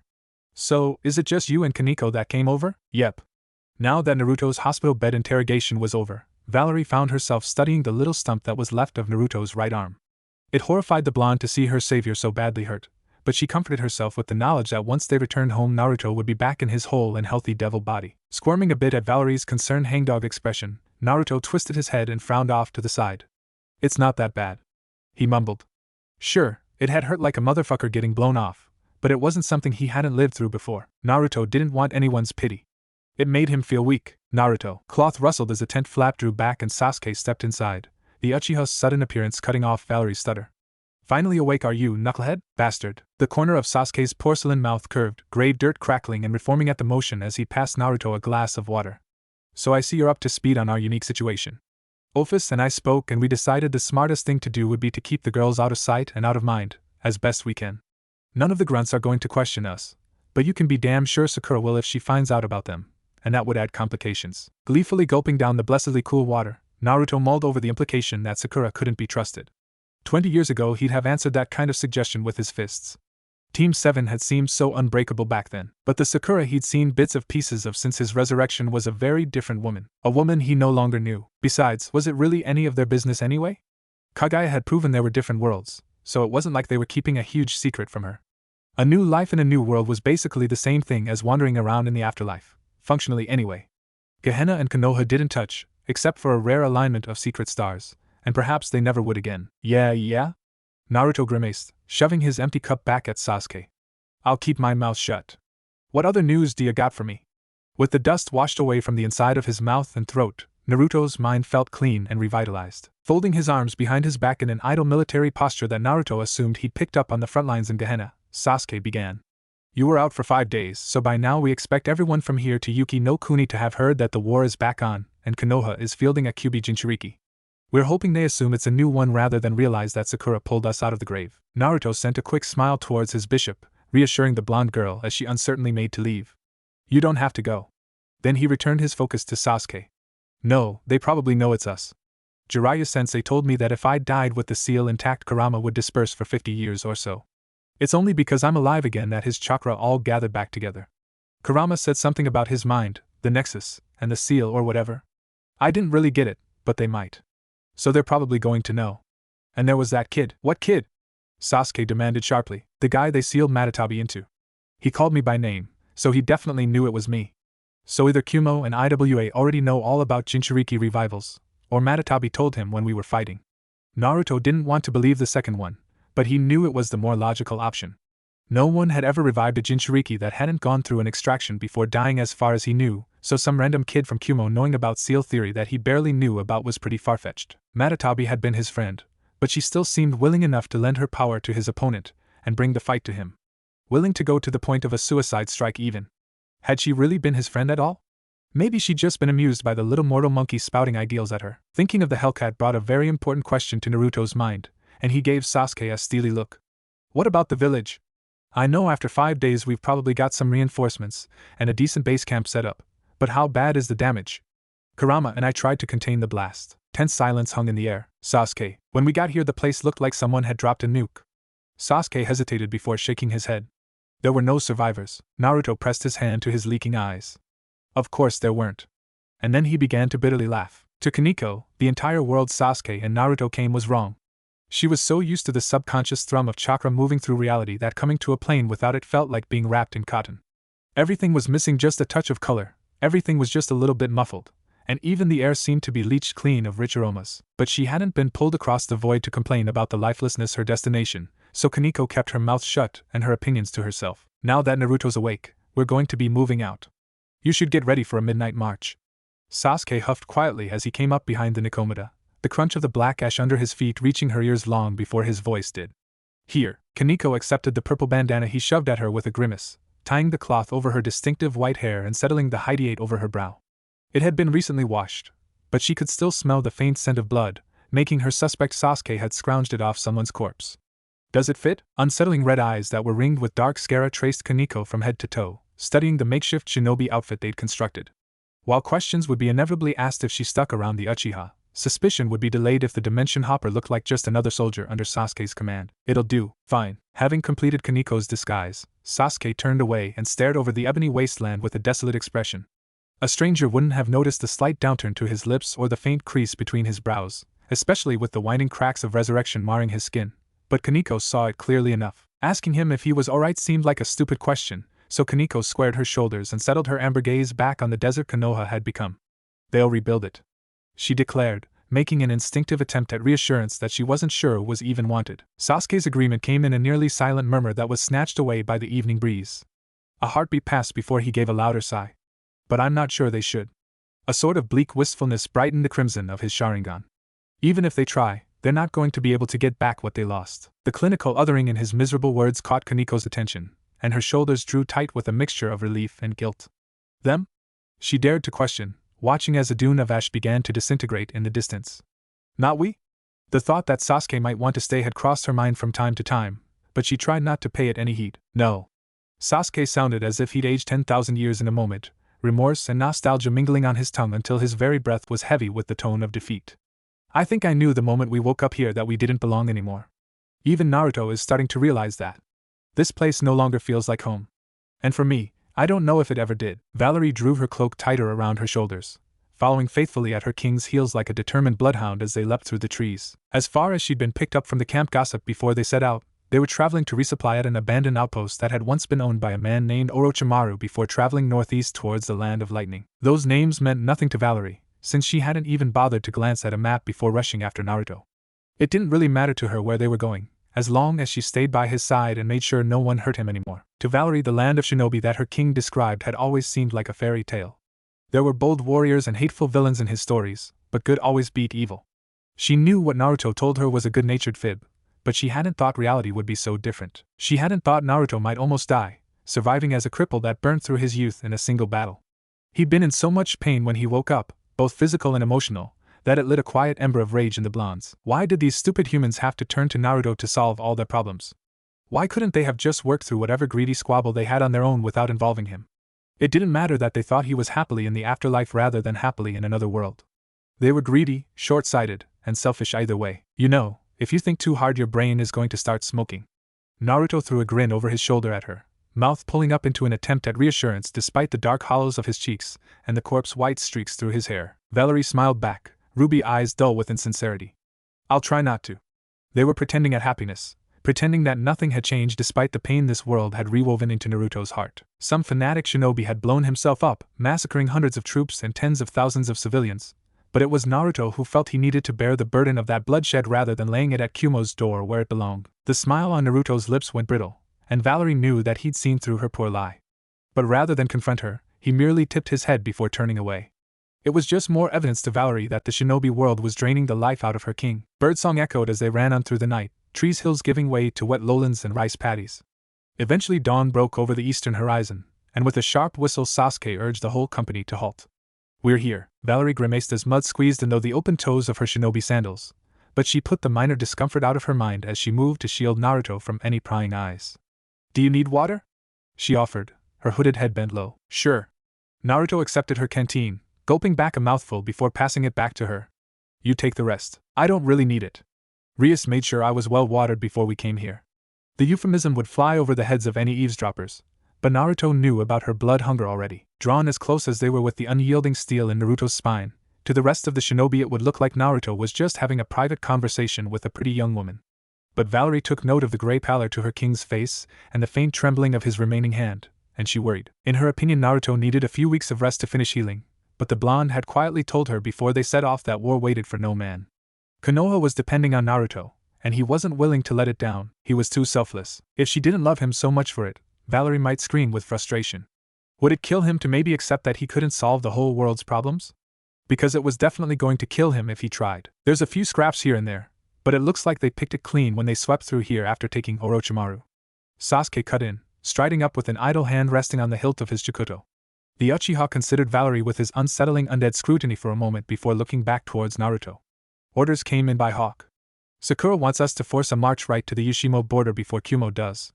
But it's up to you. Naruto knuckled at his left eye, mouth twisted into a fierce frown. Meaning if I don't feel up to it, we won't, because there's nobody around that can make us do it, yeah? Snorting at the thought, the grayed blonde shook his head. No, I'm not going to drag us down. Tell them that they've got an hour to rest, because after that we're going right to Kaminari no Kuni. I'm not dragging this out any more than I have to. Sasuke hummed noncommittally, a wary expression on his face as he studied Naruto. If you're sure. Then he spun about, stalking back towards the faceless crowd with a stiff back and a silent Kaneko plodding after him. Without the brief distraction Sasuke provided, the two blondes fell into an uneasy silence. You know, Val, you don't have to run around after me. Naruto scratched the bridge of his nose pensively. Things are gonna get pretty violent from here until it's all settled. No one would think less of you if you wanted to hole up someplace until all the fighting's over. I would think less of myself. The damper instantly refused, threading her dainty fingers together, as she latched a deliberate narrow stare on her king's empty sleeve. You're right. I don't like violence. But I'm not a child like Gasper is, so please don't send me away. Valerie wasn't like Ravel or even like Kaneko. If Naruto didn't want her around then she wouldn't force herself on him to ease her own worries. A servant swore to follow the orders they were given, every last one of them, and she didn't want to give Naruto a reason to throw her away. But just because she would obey didn't mean she wanted to. Holding her breath, she waited, and just when the silence seemed unbearable the protective clench to Naruto's jaw relaxed. I suppose I couldn't expect you to do something I wouldn't. Just remember that some of the people we're going against are pretty strong. Strong enough to kill a devil. So be careful, okay? For the first time since she'd stepped into this hellish world, Valerie found her face slipping into a real smile. And maybe it was a reaction to her sincerity, or maybe it was just her imagination, but it seemed like the heavy cloud of despair that had hung around Naruto for the past day was finally lightening. Phantom pain thrummed in the empty space where his right arm had been, but Naruto forced it down as he stepped over the ice-coated grass of Midnight Shimo no Kuni. He had no time to spend drowning in self-pity when a war was riding on his shoulders. Peripherally, Naruto was aware of the tired grumblings of the men that Gaara and Sakura put under his command. The long march was draining even him, and the girls weren't doing much better. Only Sasuke, undead creature that he was, seemed unaffected by the long march and the chill that turned every exhaled breath into white mist. Naruto guessed, based on hazy decades-old memories of the landscape before the Fourth Shinobi World War, that they'd hit the border of Lightning Country just after dawn. After that, it was a gamble to see if A and Killer B would march out to meet them, or if he and Sasuke would need to stomp right into Kumogakure itself. Once they took Kumo out of the war, IWA would probably fold, since the former was much more powerful after managing to get 5 now after the clusterfuck in Konoha, Bijou in its arsenal. That wasn't even mentioning the fact that Kuratsuchi was more flexible than A or Inoki. If he gave her a reason to come to the table and talk it out, Naruto believed she would. Rationally, open war couldn't go on much longer, and Naruto clung to that hope like a drowning man.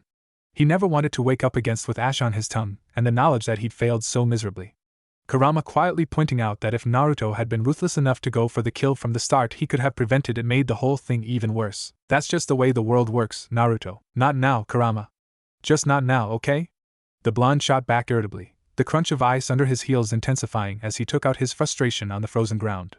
He didn't want to hear Kurama ranting on about how he should just go for the throat the next time he got in a fight. That wasn't his way, and if not now, then when? Humans rule each other through violence. The losers are exploited, enslaved, and killed. That's the way the world works. That's the way it always has, and that's the way it's always going to be. So what, you think I should just start murdering everyone that disagrees with me? That kind of world isn't even worth living in. Orange chakra curled warmly under Naruto's skin, bringing a pink flush of life to the Jinchuriki's cheeks as the Kyuubi prowled through his container's mindscape. You're just like the old man was, Naruto.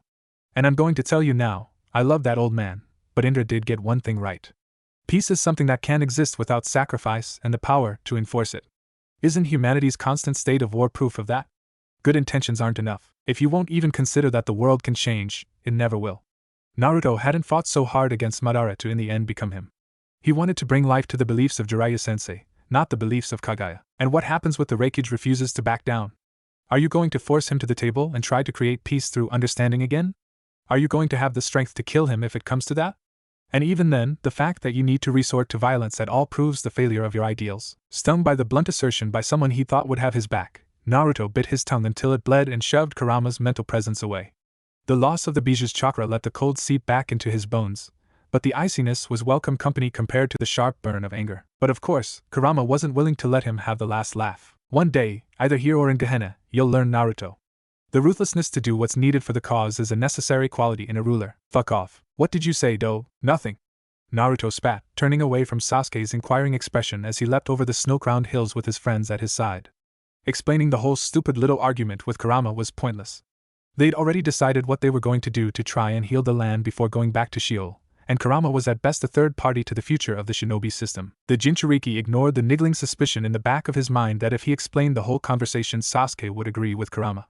They'd already had a battle over their ideals once, he didn't want to do it again. Death was on the cold, crisp wind. In his mind, he wanted to give it a pleasant scent. Something sweet and flowery with the sugar of heaven, maybe. As age turned the trim lines of his body into weathered muscle and deep wrinkles, Killer Bee found himself speaking less and listening more. His self-made rap had dwindled to nothing, and now days could pass in utter silence without even a word from Gyuki.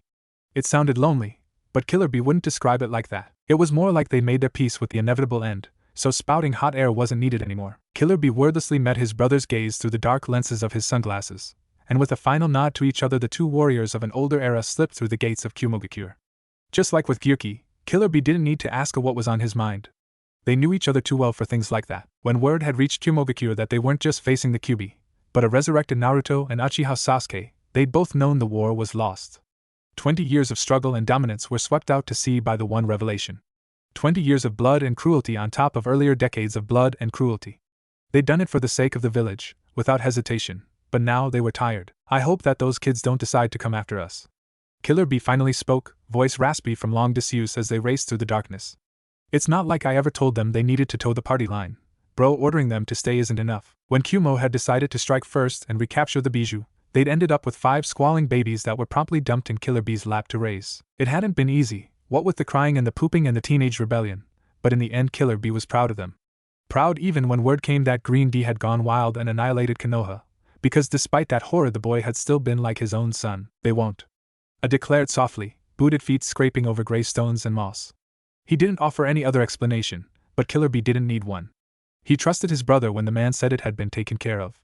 Maybe the kids had been drugged or maybe they were sealed up by Fuinjutsu masters. Either way would be fine as long as they stayed back home. Naruto had risen from the grave to take his pound of flesh from the world that had failed him, so the old men would pay the toll and hope it would wash the slate clean. There was no need for the younger generations to get involved. The past needed to be laid to rest before the future could begin. The golden sunlight blazed as it reflected off the pure white snowbanks, making Valerie wince and shield herself against the glare. The damper-turned devil wasn't going to burst into flame at the sight, but her eyes were still more sensitive than any mortal man's. Some in the church suggested the vampiric sensitivity to the sun was because they were cursed. The vampires themselves just claimed it was part of their evolution as nocturnal hunters. With Sephiroth Grawl constantly whispering in the back of her head, Valerie wondered if there wasn't a little bit of truth to both. Why are we stopping? Valerie asked Sasuke, peering up the frost-bound hill as Naruto slowly ascended alone and unaided. Her king had ordered them all to let him go on by himself before starting his trek up the frozen hills. An undead crimson gaze shuddered in exasperation, frustration visibly twisting the Uchiha's face as he stared up after Naruto. A few of his old friends are coming. He wanted to talk to them alone. Despite the annoyance sharpening Sasuke's words, Valerie was pretty sure his anger wasn't directed at her. She'd never really given Sasuke a reason to be upset with her. Ice crunched as Kaneko shoved her way forward, nose wrinkled with distaste as a concealed dip in the terrain brought the snow up to her knees. You should go, the Nikomata advised, slapping a handful of white powder away from her waist. Before he sells us all to the circus, it would be counterproductive. Kaneko's roundabout assertion that Sasuke had just as much right to be negotiating as Naruto was one Valerie disagreed with. Valerie didn't dislike the Uchiha, but he wasn't as strong or as determined as her king. But she did understand Kaneko's loyalty. Naruto's voice rose into an indistinct murmur, as the blonde waved his remaining hand at a pair of dark-skinned men that appeared on the mountainous horizon. The man on the left was swaddled up in white and yellow robes, while the one on the right sported sunglasses and a black kimono. The trio watched warily as the Reikage and his brother slowly made their way over to the Jinchuriki, stomping through the snow until they stood tall and unbent before the scarred blonde. The tension was thick enough to be cut with a knife as the entire expeditionary force waited for the slightest sign of hostility from the Kumonin. More than one face burned with unyielding hatred, to the point that Valerie knew most of their so-called comrades were waiting for an excuse to start a fight. Peace wouldn't come easily to those kind of men. One way or another, the rivers would be running red. Chewing anxiously at the inside of her cheek, Valerie turned to Sasuke and repeated the Rook's suggestion. You really should go up there, even if Naruto wants to talk to them alone. If a fight did break out, she didn't want her king to be caught standing alone right next to a pair of ninja whose strength was supposedly legendary. Sasuke wasn't her king, but he was powerful, especially in this world. Please, they weren't really close enough that she'd feel comfortable making personal requests of him, which was why it surprised Valerie when Sasuke just exhaled irritably and started trudging his way up the frosted hill without a word of argument. She thought he would need a little more begging than that. I hope you don't try to suggest we go up there too, Kaneko warned coolly, the ochre tint of her eyes piercing as she studied the damper. The implication that she'd have found the proposal utterly moronic was hardly subtle. Without the buffer of the rest of their companions, Valerie was exposed to the brunt of Kaneko's chilly regard, and it made her wilt a bit. Of course not, the blonde reassured the pale-haired girl, waving away the idea vigorously. We're just strangers here. Sasuke and Naruto know these people and know how to deal with them. We just need to stay out of the way until it's time to go back home. That just prompted an amused snort from Kaneko. That's one way to put it. But making Sasuke your negotiator isn't the smartest move. Excuse me? Valerie's eyebrows climbed upwards. Sasuke cut the one on the left's arm off and tried to sell the other one off to a homicidal maniac as a human sacrifice. They're not exactly best friends. What? Sakura rubbed her fingers, the mixture of glass and ash that made up the Konoha landscape grinding away against the calluses on her skin.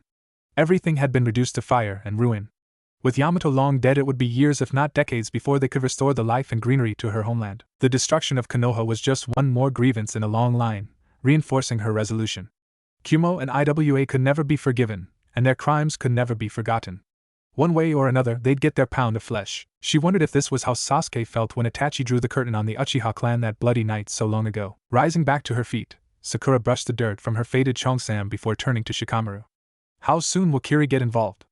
she demanded without preamble, stalking back towards the tent city that had been erected by Leaf Neen, eager to reclaim their village. To think that a few hours ago she'd been one of them, still full of hope and energy. Coughing harshly into his fist, Shikamaru spat out a wad of yellow phlegm before shaking his head. If they get involved, don't you mean? They've done pretty well for themselves sitting on the fence. Sakura narrowed her eyes into a poison-green glare. Don't play games with me, Nara.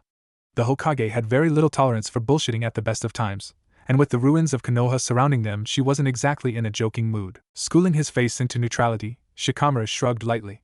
It depends on a lot of things. If Naruto and Sasuke get stalemated, they'll sit and watch. If those two keep bulldozing their way to Kumo, I'd expect Kiri to declare war on IWA by the end of the week. I wouldn't worry too much about it. We don't need them, and the probability they'd declare war on us is so small it's essentially non-existent. In the end, Sakura couldn't find any points in his assessment to disagree with. It wasn't exactly a secret that the Northern Alliance had been throwing its weight around after the destruction of Konoha, and in doing so they'd alienated a lot of the smaller villages and the only neutral great power left.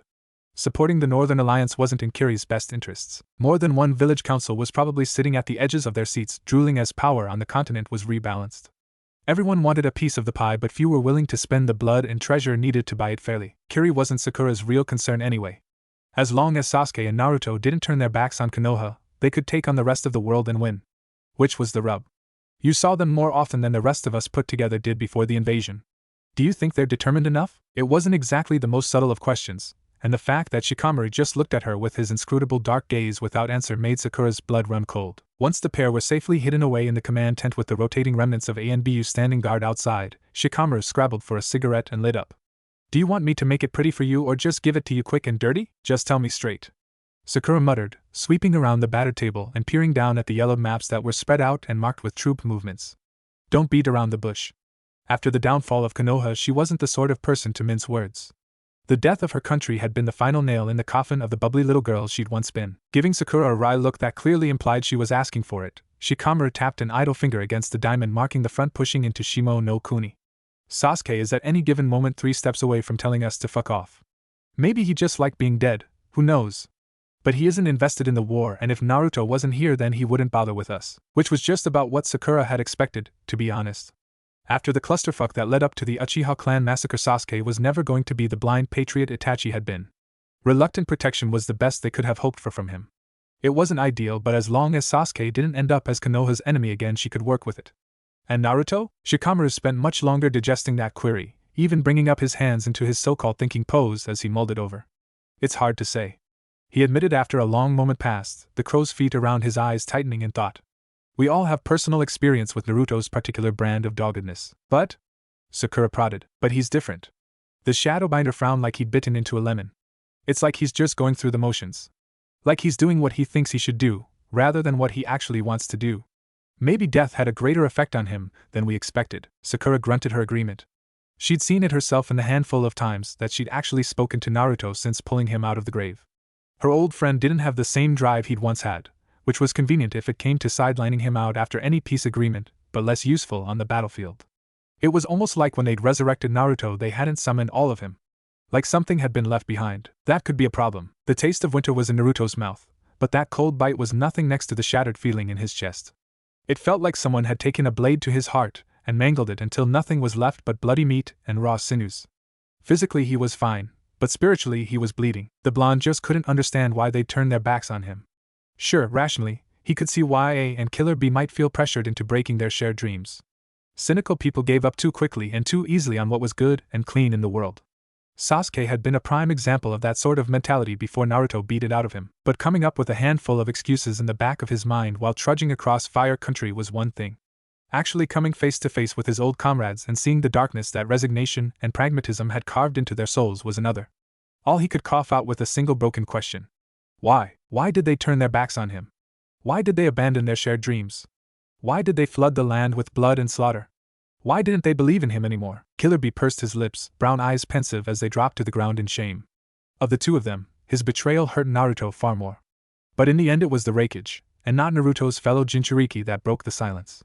Because we had to. Naruto almost punched the elderly Kage in the face for that, but they were all distracted by Sasuke's sudden arrival. Raikage. 20 years ago the hostility between Sasuke and Kumogakure's leader would have been thick enough to choke, but it seemed like time and death had reduced them to a watchful neutrality. Killer B, Naruto. A small part of Naruto wanted to demand Sasuke give him a bit of privacy with his old friends, as they'd agreed, but the larger part of him was just glad for the sudden show of silent support. It steadied the jittering shards of his heart into orderly fragments. You didn't have to, Naruto denied, resuming the conversation with Sasuke at his back. We knew it was gonna be hard, but we all knew it was gonna take sacrifices. So just cut the bullshit, alright? The bitter accusation in Naruto's tone made Killer Bee wilt, but it sparked a touch of defiance in A, and the man stood taller. It wasn't about being hard. We could have worked through something that was hard. It was about being impossible. I fought off 43 assassination attempts before I started questioning if we could actually achieve peace without you. Don't blame us for failing when you couldn't even keep yourself alive to see it through. I threw Naruto's fury right back in his face, stoking an even heavier burn of anger in the Jinchuriki's gullet. It's not like I asked to get my head cut off. He bit out, shoving back the memory of the guilt he'd felt when he realized the comfort of his new life was bought by the suffering in his old one. Easy life in Gehenna or not, it didn't justify all the war and murder. We didn't think you did. Killer Bee spoke up for the first time, his deep voice absent of the rolling rhyme of his youth. He sounded nothing like a reckless rebel Naruto had once known. But without you, everyone lost faith. They didn't see a way to get to that future you promised without you. It was the admission of utter hopelessness that finally took the wind out of Naruto's sails, pouring water on the fire of his rage. That's not an excuse. He sighed, breath misting into the air with his exhale. All you had to do was keep trying. There were always gonna be those people that couldn't let go of hate and revenge. We knew that even when we were fighting Kaguya. It wasn't going to be perfect, but it could have been better than this. This being another generation of hate and violence, with gore running through the cracks of their hearts and vengeance on every tongue. So much suffering, and for what? Pride? Money? Land? There's a difference between a couple of terrorists and civil war, Naruto. I chuckled bitterly, the veins in the hollow of his throat shifting. He'd already been an older man during the Fourth Great Shinobi War, but the wrinkles and liver spots made him seem like a hidebound centenarian. No one was hiring shinobi anymore, and your naive fantasy doesn't put food in the belly. Naruto's lip curled back in disgust. So you figured there was going to be blood either way, and better for it to be everyone else than you. Did you even try to find other things for shinobi to do but kill each other? The white folds of the Reikige's robes rustled as he hooked a thumb in his belt and sneered. And what exactly do you think is a good career choice for a man that's spent his entire life killing for money? Most shinobi just aren't good for anything else. Every word was a tired exercise in pessimism. At some point the thick taste of copper and blood had exploded over Naruto's tongue, but he couldn't pinpoint exactly when he'd bitten into the inside of his cheek. He was too busy trying to knuckle away the pounding headache building in his temples. Just shut up, okay? We'll fix this. Just call for peace and we'll get around the table and hammer something out. I'm not happy, but we can still fix this before it gets even worse. No. The simple denial Killer Bee offered was unexpected, reigniting the simmering tension into a blazing boil. Silence hung for a moment before Naruto squared his shoulders, his mien shifting from disappointed friend to implacable enemy. What do you mean, no? He questioned, deceptively soft. All the tangled-up hurt and mercy drained out of him, leaving nothing behind but diamond determination. The blonde's phantom limb burned. Did they think that he wasn't strong enough to fight them?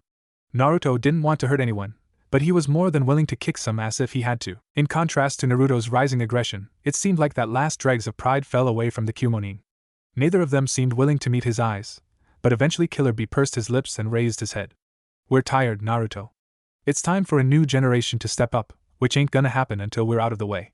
Darui already knows what we want him to do. Disbelief made all the muscles of Naruto's face go slack. What? He struggled to comprehend just what exactly they wanted from him. It just didn't make sense. They couldn't, surely not. What? We're tired but unwilling to surrender. Tired but still searching for that crimson blaze of glory and honor. All it would need was for Naruto to stain his fingers with scarlet sin. Viscerally, he refused. He'd fight if he had to, for the sake of the future. But fighting to satisfy the pride and masochism of his old comrades? What they were asking for made Naruto recoil, his right hand fisting in denial. Perhaps that was the last straw. Fine then. Sasuke cut in coldly, settling on hand on the hilt of his Chikuto and pinning the two Kumogakure shinobi with his spinning pinwheel gaze. For the first time since his resurrection the Rinnegan burned in his left eye, and naked steel shone under the dawn sunlight as he drew his blade. I'll end it for you. There was only a split second between Sasuke's ominous declaration and the sudden rage of blood and thunder that shattered the morning. The Uchiha and the Reikage were racing across the hilltops, clashing steel and lightning even as Killer Bee wreathed himself in red chakra and threw a lariat at Naruto. Caught off guard but still agile enough to make up the difference, Naruto lunged under Killer Bee's arm in a full-body tackle that brought both Jinchuriki down to scrabble in the snow. The blonde's own chakra cloak bubbled up out of his pores and struggled for supremacy while Naruto kneed Killer Bee in the stomach and surged back to his feet. Damn it, Bee! This isn't a fucking game, no. Killer Bee nodded once, the red swirl of chakra intensifying around him. It's not. Then his skin peeled away, the scent of burnt copper and iron thickening in the air as he drew on more and more of Gyuki's power. The time for talking and compromising had passed. It was time for adrenaline and violence. The air echoed with a subsonic boom as Bee stepped forward, ice and rock shattering away from the force of his launch. His heavy fists weaved from side to side, deflected desperately by the frantic motion of Naruto's one remaining hand. Sir! A pair of Konoha Jounin screamed, blazing up the hill even as Naruto roared at them to get back. They moved with enough speed to make Kakashi jealous, dark steel clenched in their hands as they circled around to come at Killer Bee's flanks. Naruto cursed under his breath, grabbing at Killer Bee's left wrist while bringing his leg up in an attempt to sink his foot into the slightly flabby flesh of Killer Bee's gut. Get the hell out of here. Unlike Naruto, the dime a dozen shinobi churned out to fill the ranks were just meat shields when it came to fighting someone like Killer Bee. And it showed when the once rapper pulled back so he could effortlessly spin like a top, reducing both his would-be attackers to mist and mincemeat. At that moment, a tidal wave of rage hit Naruto so strongly his vision went dark. Maybe it was the stress of having had to march for days to meet a couple of friends that had stabbed him in the back. Maybe it was because through death and life in Gehenna and resurrection Naruto had lost a piece of himself. Maybe it was the sea of blood he was already swimming in because of having agreed to fight a war for Konoha. The blonde didn't know. All Naruto knew was that when his senses flooded back and he was wrapped up in the warm golden orange of his QB chakra mode, heat thrumming in his veins as he backhanded Killer Bee so hard a tooth went flying. You want to get your ass kicked? Naruto growled out gutturally, fists forming out of Kurama's liquid chakra and pummeling into his fellow Jinchuriki.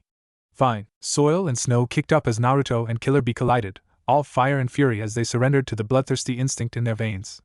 They were monsters born and bred for war, and it showed as they escalated from trading fists to rampaging along the nearest mountainside in their bijou forms. Naruto slammed a paw against the granite plateau, steadying himself as Kurama's throat rippled and swelled with a bijudama. If Killer Bee wanted a fight, he'd get one. Naruto would break every stubborn bone in his body until the fucking moron was ready to sit down and listen. Flaming orange jaws opened with a crack, and then the air was full of heat and light. There was fire and lightning on the horizon, blazing so bright it drowned out the midday sun, and Kaneko thinned her lips at the sight. Stay put. It wasn't the first time she'd had to order the fretting Valerie to not get involved in what looked to be a battle of the titans, and Kaneko doubted it would be the last. There seemed to be no lull in the rage of combat, and as the hours dragged on it only grew more intense. Conceptually, she'd had a vague understanding of the strength Naruto and Sasuke had in this world. But to actually see it took Kaneko's breath away. Suddenly it became utterly clear the kind of power the two were able to muster in their original forms. A level of might that was beyond them in Gehenna. Before today Kaneko hadn't really known what they were giving up. The sheer difference between what her friends could do in Gehenna versus what they could do in their homeland was large enough to give her goosebumps. But they could be getting hurt. Kaneko imagined for a brief second what it would be like to meet up with her mad, murderous sister again and wrap her hands around that pale throat. The idea that anyone else would choke the life out of Kuroka set her teeth on edge.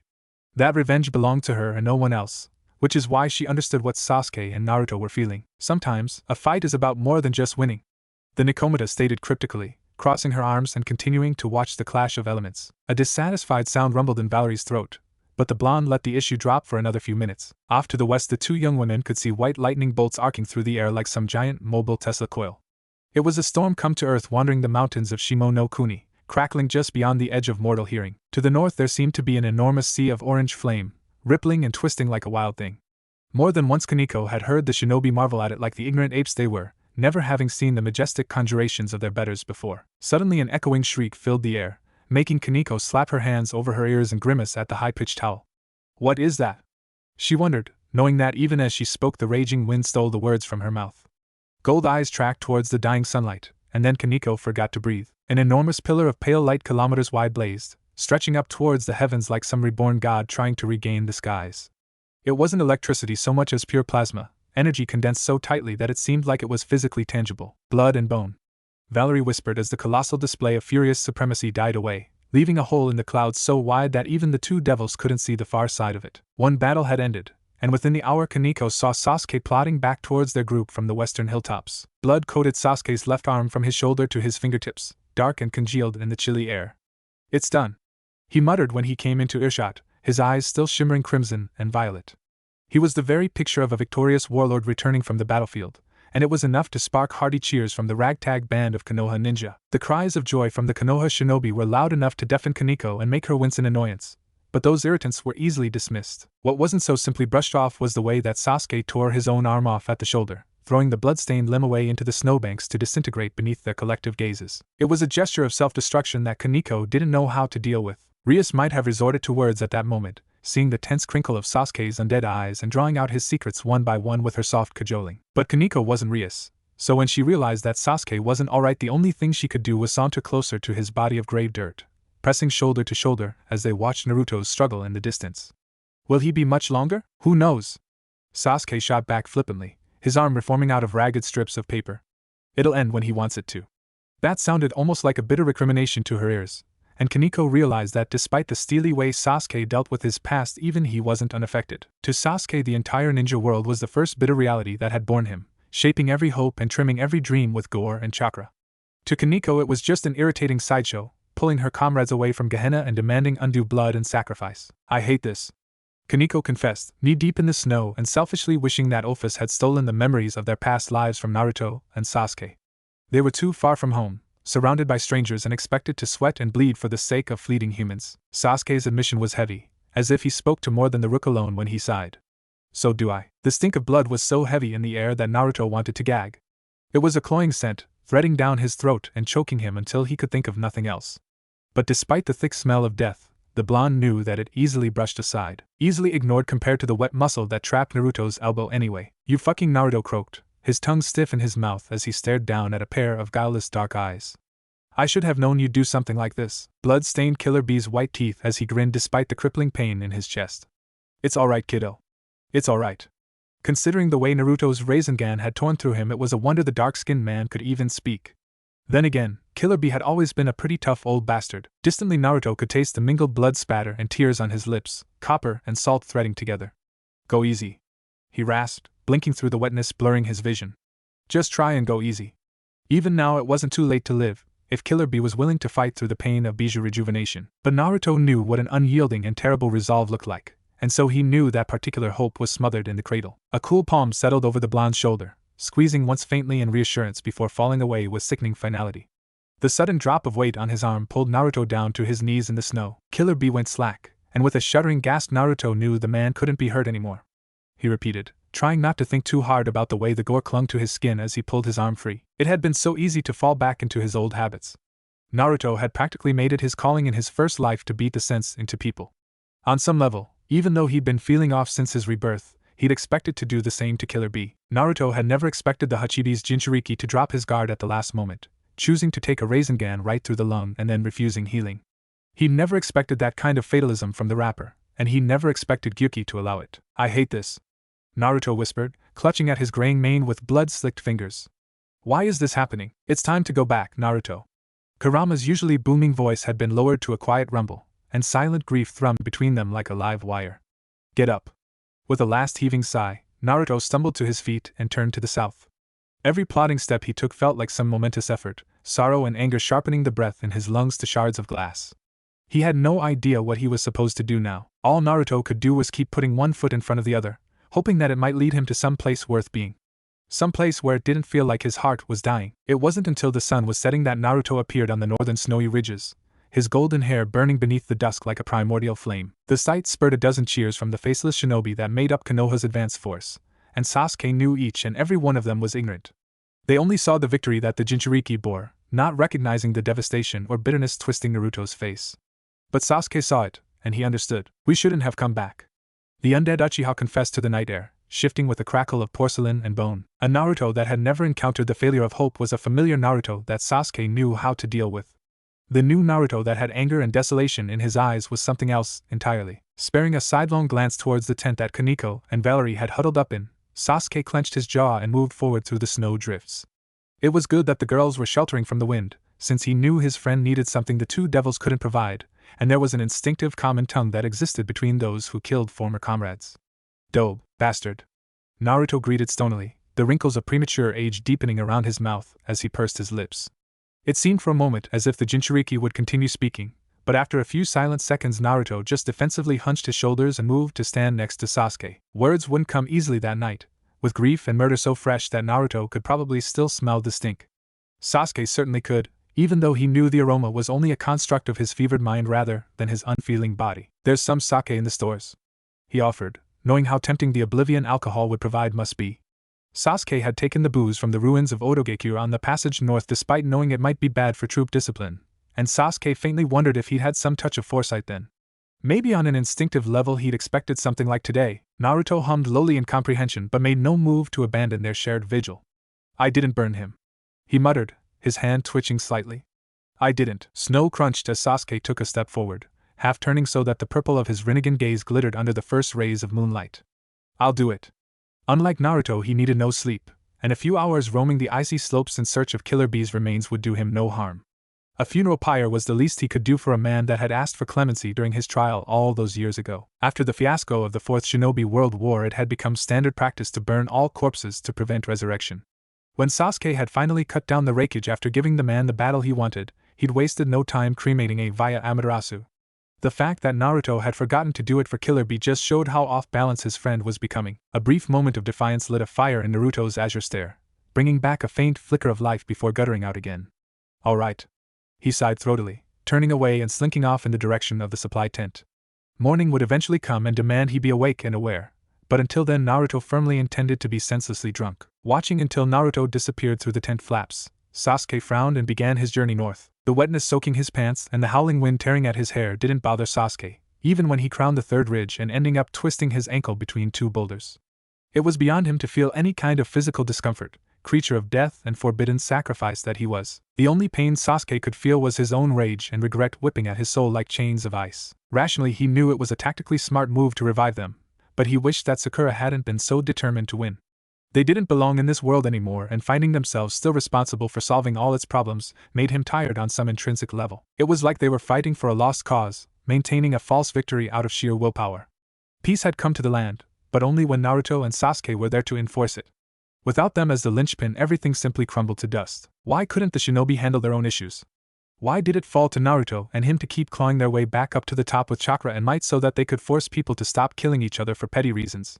Sasuke knew that the nature of all living beings was conflict, and that logically he couldn't expect anything else from them, but it still weighed on him. Uneasy lies the head that wears the crown. The quote from one of the plays Yuto had been obsessing over a few months back came unbidden to his lips, and Sasuke was struck by a sudden and fierce longing to just go back home.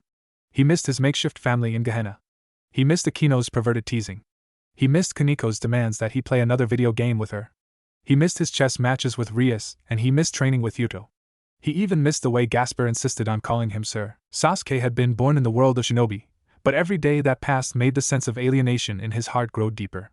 He felt like a stranger in a strange land, looking for hints of familiarity like a man searches for water in a desert. He didn't want to fight for Konoha anymore, and he suspected that after killing people they'd once called comrades, Naruto didn't either. The weight of his sparkling new Hittite seemed to burn across Naruto's forehead, squeezing tight like an inferno brand. For his entire career as a shinobi he'd proudly proclaimed his allegiance to Konoha and his willingness to fight for her, but for some reason it just felt wrong now. As if despite his childhood he really didn't have any business with them anymore. Frowning at his aged face in the mirror, Naruto ran a considering thumb across the swirl engraved in the dull steel. I wonder, he murmured, slipping it off and tossing Sakura's latest gift in the corner of the room where it landed with a clatter. What do you think? Valerie looked up from the purple scarf she was knitting, tilting her head in consideration before giving a soft smile. I think you look perfectly handsome either way, so it's up to you. That was a non-answer if Naruto ever heard one, but he let the vague compliment wash over him anyway. He could use a bit of ego stroking in times like this. Okay, Naruto declared, rubbing at the bridge of his nose awkwardly. I'm just gonna head out now. I don't want to tell you that you have to do anything, but you know, it's alright. Kaniko and I both know that it's best if we stay out of sight in the rooms so that questions aren't asked. You're not going to upset me just by reminding me of it. The damper trailed her sympathetic crimson gaze over the stiff new flak jacket her king had been stuffed into. I'm more worried about you. Averting his eyes, Naruto coughed a few vague excuses into his fist before slipping from the room. Valerie meant well, but he just didn't really want to talk about something like his feelings. He barely understood them himself, feeling like he was drowning a little deeper every day in some ink-dark ocean. How could he even start to put them into words and actually tell someone about them? No. It was best to focus on the concrete and ignore the rest for now. Otherwise he'd just end up curled up in a ball somewhere. Samurai saluted Naruto as he passed through the halls, greeting him as if he were some kind of war hero. It made Naruto curl his lips in a wordless sneer. Maybe he'd ended the war when he killed Killer Bee and forced Kumo and IWA to the negotiation table, but that didn't make him a hero. It just made him someone willing to kill people he called his comrades. Put a smile on your ugly face, or people will assume you don't want to be here. Sasuke advised, slipping out of the dim shadows that lurked behind the huge pillars holding up the roof. Unlike Naruto, the Uchiha didn't seem overly bothered by their sudden summons to a summit in the land of iron. Funny, Naruto would have thought that the bad memories of tearing through the building after Danzo like a psychopath would bother Sasuke a bit more. It certainly made his spine itch, but maybe that had less to do with memories and more to do with their present circumstances. Better here than marching around out there, I suppose, Naruto admitted, forcing his face into a grimace that sort of looked like a smile. Normally he had a bit more skill at playing nice with S, but he was just too damn tired to pretend. And besides, they were all expecting Uzumaki Naruto anyway. Naruto Gremory's noble polish wasn't relevant. Are they in there? A mocking lilt colored Sasuke's voice. Shockingly, you're the first to arrive. But then there's a first time for everything, isn't there? The familiar banter with the only man Naruto would call his brother was enough to soften the sharp edges of his mouth into a more natural smile, and after cursing Sasuke out below his breath, Naruto threw back his shoulders and entered the meeting room. It looked almost identical to the day that Sasuke had assaulted the 5 Kage, with banners proclaiming the 5 so-called great shinobi countries hanging over a semicircle table. The only real difference was that the Mizukage seat was moved to the middle as the most supposedly neutral village, even though in the closing days before the armistice Kiri had launched an all-out attack on a crippled Kumo. Opportunistic bastards. There was no place for Naruto to sit, and he wondered if he was expected to stand around like a gormless while the Kage argued over stupid bullshit. If they didn't want him to sit with them, why was he even here in the first place? Eventually Naruto just gave a huff, deciding to lean against the wall beneath the Konoha banner with folded arms and a scowl. Whatever. Let them come. He could deal with a little bit of lurking in the background if it meant that everything would get sorted out. Tension hung so tightly in the air that Sasuke wondered why it hadn't snapped yet. Everyone in the room was pretending at being casual, but they were doing it so poorly that Sasuke could tell with a lazy glance every single one of them was ready to draw blades and shed blood. It made him nostalgic for his years in Otogekure. Death had never been very far, and no one was to be trusted. I would think it's not a surprise to any of us that at minimum you'll be expected to completely vacate the lands surrounding Konoha, Sakura pointed out mildly, her emerald eyes glittering coldly like shards of ice. We don't care what ridiculous new name you've tried to give it. It belongs to us, and every single one of your colonists will go back where they've come from. The white blonde hairs of Darui's mustache twitched as the new Raikage sighed, settling his elbows on the table and pinning Sakura with a frank look. It's not as simple as ordering them to stop patrolling. We're talking about dozens if not hundreds of families. They're not occupiers. Konoha is their home. Many of them were even born there. They don't know anything else. Unlike Darui had the level head needed for rubbing elbows and playing politics. In purely pragmatic terms, Sasuke supposed it was actually a good thing he'd killed since while the old Raikage had been respected, he'd been too much of a hothead to surrender with any kind of grace. Gaara considered Naruto with an unfathomable gaze before turning to his fellow Kage and frowning. That's an excuse, not a justification for the continued occupation. The shinobi of the leaf have their own traditions and their own culture. Just because a handful of your warriors were born in the ruin of their homeland doesn't mean Konoha belongs to them. Konoha belongs to Konoha, and no one else. Precisely. Chojuro agreed, propping himself up on one elbow as he stared at Darui and Kuratsuchi with a lidded gaze. The Rokudain Mizukage wasn't a staunch Konoha ally by any means, but he no doubt understood the value of a strong and independent leaf to the balance of power. Not to mention that no one sensible wanted to make an enemy out of a village with walking superweapons. Scarlet-tipped nails rasped against the tabletop as Kuratsuchi leaned back, the corner of her mouth quirking up mockingly. Just because the government changes doesn't mean the people have to. Just give everyone a choice about if they want to stay in Konoha or be expelled. It would be a lot more ethical than throwing them out of their homes just because of what their grandfathers did, and have a fifth column inside the gates for the next 50 years? Do you take us for idiots? Sakura pursed her lips.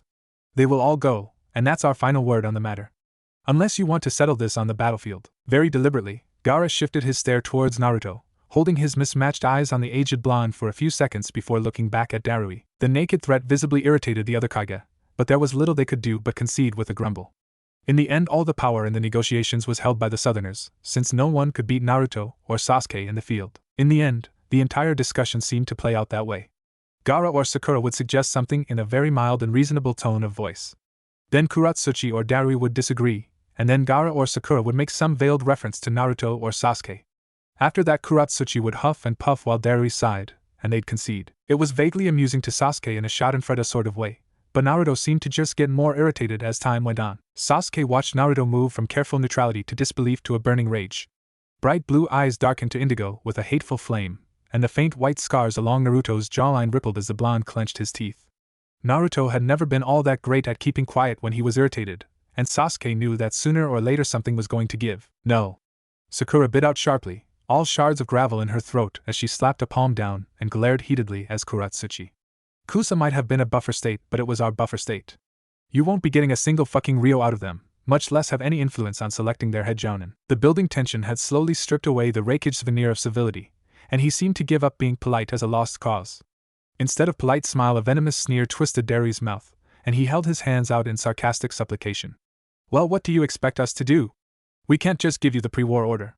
It was a very different world back then. You barely have the numbers to occupy Konoha. Trying to control all the minor countries is just going to create rebellion and lead to the next world war. Try thinking with your head rather than your guts. We are not thinking with our guts, so to speak.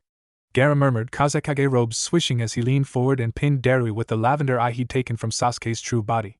It's only in the long term that we would even need to consider compromising.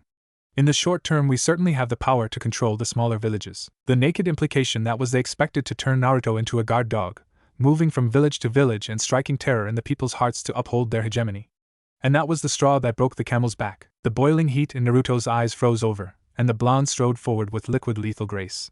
That is enough, he declared, his voice deceptively mild in comparison to the frigid pressure of his killing intent bearing down on everyone in the room. Kuratsuchi jerked back in her seat, lips bloodless while Sakura's eyebrows climbed to her hairline. Over the years, Sasuke had become intimately familiar with all the shades of Naruto's anger. In general, Naruto's rage was like a firecracker, all flash and light and gone in an instant. Naruto was quick to burn but quick to forgive. But at a certain point the fire went cold, and all that was left was ice and poison. I didn't come here to be your trump card, Sakura. Out of everyone in the room, it was Sakura that Naruto would have expected to keep the faith, and the sting of that betrayal had cut him deeply.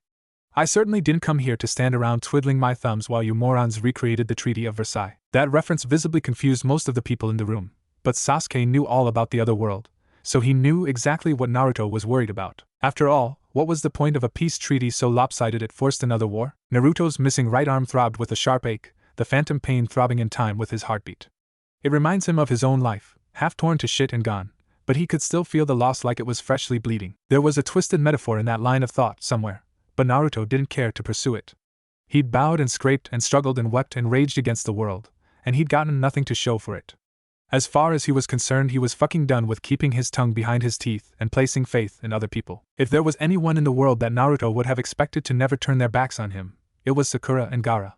Sakura had been by his side on Team 7 for years, preserving loyalty through fire and blood until they finally birthed peace and brought Sasuke home. Gaara had been his dark mirror, sinking down in hatred until they'd fought, and Naruto brought the redhead back to the light like a diver pulled up pearls from the seabed. Both of them had experienced more than their share of misfortune and bitterness, but he'd had faith in them, and they'd had faith in him. Sure, Naruto had expected some haggling and anger, because they were all only human, but he believed in their fundamental goodness, in their understanding and in their loyalty. Instead, they tried to treat Naruto like their personal attack dog, showing him off and making threats because they just wanted to take and take and take without any regard for how it would hurt other people. Fine. If they wanted to turn their backs on him, then Naruto would turn his back on them. Fuck the lot of them. So this is what's going to happen, Naruto stated serenely, stepping into the middle of the half-circle formed by the table so he could meet their eyes one by one with a slit purple gaze. He never once let up on his raging killing intent, because it was the only way he could release the tangled mess of ice and venom mingling in his chest. Since you incompetent baboons are incapable of making sensible decisions on your own, I'll make them for you. Naruto drew nobility around him like a cloak, calling on every lesson Surzex and Grafia had given him. He tried to rediscover the boy that had been Uzumaki Naruto, hoping that self-sacrifice and good nature would be enough to heal the world of shinobi. But it hadn't been, and he was starting to think it never could have been. In the corner of his vision, Naruto saw Sasuke's hand drop to rest over the hilt of his Chikudo, and he knew that the Uchiha had his back. Naruto, Gaara began, perhaps hoping that the right word would be enough to calm the frozen fury flowing in the blonde's veins. Or maybe the redhead had started to realize his mistakes. No one would ever know, because Naruto pinned him with blazing malicious red eyes. I did not give you permission to speak. Interrupt me again and I'll cut out your tongue. The threat was given in such an airy, reasonable tone that Naruto could have been commenting on the weather if not for the utterly violent spike in his killing intent. Now here's what I'll do. Since you idiots cannot have separate countries without marching to war and murdering each other for stupid reasons, you won't have them. From now on, everyone living on this continent is going to answer to one government. All decisions will be made by the same governing authority, determined solely by majority vote. Kuratsuchi's mouth dropped open, and Naruto sneered at the sight.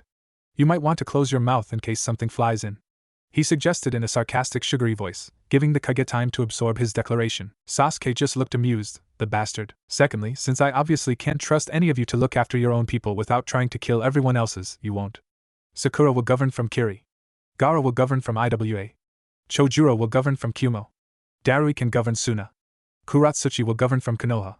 Hopefully the knowledge that if you govern someone else's people badly they might do the same to yours keeps you on the straight and narrow. Thirdly, since I know that I couldn't trust any of you to cook lunch on time if I asked, much less work together in good faith, I'll have Sasuke bind you all together with blood seals. If one of you kicks the bucket you all will. So you had best learn to work together and do your damn jobs right, and you had best handpick successors that can work together to keep everything stable when you all die at the same time. If the 5 Kage had looked baffled before, they were looking positively aghast now. The terms he'd put together were especially harsh considering he was forcing people that hated each other to literally live and die by their alliance. But he was so irritated he didn't give a damn. Naruto had half a mind to say fuck it all, hunt down Kagaya, and let her gobble up all their chakra. Fourth, Gaara here is going to hand that Rinnegan over. We'll find someone to bring Sasuke back with it, and then he'll use it to send the Bijou off to their own private dimension so you morons can't put them in cages anymore. Maybe it was the possibility of having to contend with both a living Naruto and a living Sasuke that sparked green lightning in Sakura's eyes, or maybe she just reached the end of her tether with his biting insults. You can't seriously think we're just going to agree to that, do you? Orange sparks began to flutter in the air as Naruto pulled up his chakra, lurking just a hair away from calling on all of Kurama's power. Yes, you will. Or none of you will be leaving this room alive. In the end, it was all very anticlimactic. Naruto held the Kage down, brushing off the poisonous glares they gave him, while Sasuke took their mingled blood and used it as ink to sear cursed seals into the backs of their necks. Queerly, Sakura kept giving Sasuke outraged looks the entire time. Like she thought that he would be the one to step up and complain about people being made to stop killing each other. But Sasuke had never been in love with the will of fire in the first place, and once Naruto stopped defending it the only option left to her was to put up and shut up. Part of Naruto was relieved, because while submission was a rational act considering he could destroy them all, and just make the same offer to their successors, he'd been worried they'd fight anyway. Naruto didn't want to actually kill them. Smack them around a bit for their stubborn blindness maybe, but not murder them. Since his rebirth he'd gotten more than enough blood on his hands. The other part of him, the deeper and darker part, was disappointed.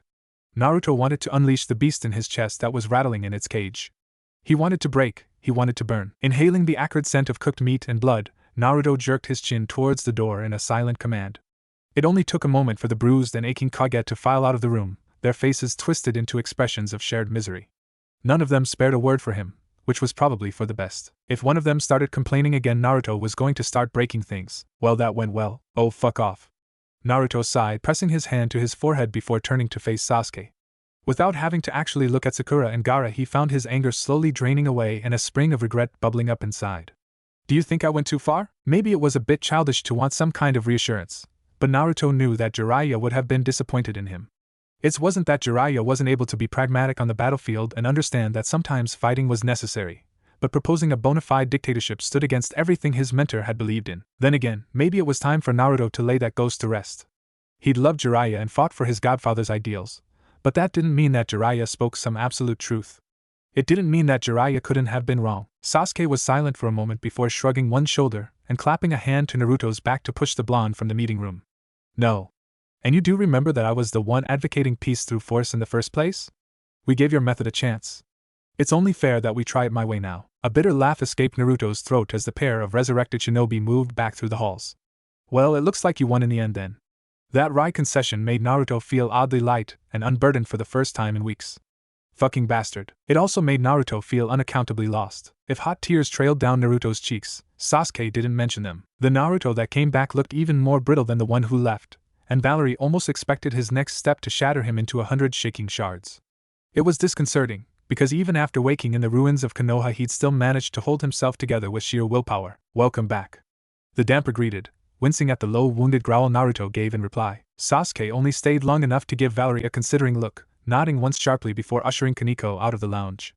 The quiet click of the door shutting behind him seemed to echo in the stillness, punctuated by the rattle of Naruto throwing himself into the nearest armchair. Naruto cursed sharply, clenching his fist in red-faced frustration before going limp with a sigh. He didn't make any move to break the silence after that, seemingly content to muse over his rage and despair. The sight tugged at Valerie's heartstrings, and before she could even properly think about it she'd already abandoned her knitting and curled up in the seat nearest to her king. Are you okay? Obviously he wasn't, but Valerie didn't want to make him feel backed into a corner. Naruto's fist clenched so tightly that tiny rivulets of blood began to seep up through the cracks between his fingers. But he didn't speak, instead just choosing to loosen his hand and watch with hazy eyes as the torn open flesh of his palm hissed and steamed with regeneration. It was only when the last of the smoke curled away that he murmured, low and broken. No, Valerie's king sounded so bewildered and lost that her heart broke all over again for him, and she took his hand between hers without any squeamishness despite the sticky blood slicked between their palms. Will you tell me about it? In the end, Naruto's sorrow couldn't be contained, and words spilled from his lips, sharp-edged and coated with pain. Everything is just twisted and wrong here. It's all fucked up and I don't even know how to begin fixing it. It's like a puzzle with half the pieces missing, except it wasn't me that lost them, just some came in one day and stole them when I wasn't looking. Smiling faintly at the rough metaphor, Valerie ran a soothing thumb across the scarred back of Naruto's hand but stayed silent. Naruto didn't need someone to speak to him, he needed someone to listen to him, and she wondered if he'd ever really had that. She wondered if he'd ever been allowed to ramble his heart out without challenges and interruptions. The mutual silence Naruto and Sasuke had helped, but Valerie knew it wasn't the same as a captive audience. It's like, fuck, everything used to be so bright and so clear and now it's just a complete shit show. Sure, it wasn't perfect, and sometimes it hurt, but we'd all decided to bury the hatchet and move forward. My friends believed in me, and I believed in them, and we believed in what we were doing. We believed in the future and in people's hearts, and that we weren't trapped by the shadows of the past. But then I died and it apparently went to fucking shit without me. The bags under Naruto's eyes seemed to hang heavier as he stared into the distance, thinning his lips until they turned pale and bloodless. We wanted a world without violence, you know? It's like, we thought that if people just understood each other we could come to love each other, and that way we could have peace. Real peace, not just everyone being too afraid to fight. I knew that Sakura and Gaara were bitter, but I didn't know they'd given up on everything they believed in. I didn't know I'd given up on everything I believed in. Naruto huffed a vicious chuckle. You see, it's kind of a fucking joke. There I was, roaming about and telling people that nothing is unforgivable. That everything could be solved with words if you just were willing to try hard enough. But then I got in that room and I told them that they could either put down their swords or I'd kill them all. I'm such a goddamn hypocrite. Jiraiya-sensei would be ashamed of me. Valerie never felt the distance between them as keenly as she did now. Naruto was a man whose hands built and toppled kingdoms while she was just a girl that grew up in a cage. But maybe that gulf didn't have to define them. I don't know much about him, but I can say this. Blind idealism is not a victory march. Bleary blue eyes snapped to stare at her face, bloodshot and almost desperately focused, and it gave Valerie the strength to go on. I don't know what your godfather would have thought, but there's a difference between a theory and the real world. The real world is messy, it demands compromises and sometimes a realization that the ends can justify the means. Pausing to take a breath, Valerie faintly flushed when she realized that Naruto was staring at her with an utterly enthralled face. He watched her like she was in the process of hanging the moon, and it made the blonde realize this was a make-or-break moment for her king. So yes, your godfather taught you that love is the key to real peace. But love can only be born with understanding and without conflict. Maybe that kind of peace can only grow under the peace of the sword, because people need to stop fighting long enough to let that love grow. Blood and ashes, she was embarrassed and rambling, but even spouting half-baked philosophy seemed better than letting the queer charge in the air hang around unchallenged. And even if your godfather disagreed with you, that doesn't mean he was ashamed of you. He loved you. And we'd forgive the people we love pretty much anything. Naruto quirked up the corner of his mouth, and then threw back his head and laughed. He laughed long and hard until his voice went hoarse and gleaming tears crowned his eyelashes. He laughed until Valerie flushed with shame. He laughed until his bishop tried to pull her hands away. Cutting off mid-chortle, Naruto let the hysteria slip away like early morning dew under the sun, leaving only his unsettling focus on the damper. A pair of azure eyes burned like the hottest part of a flame, pale and bright and imbued with some kind of fake glitter.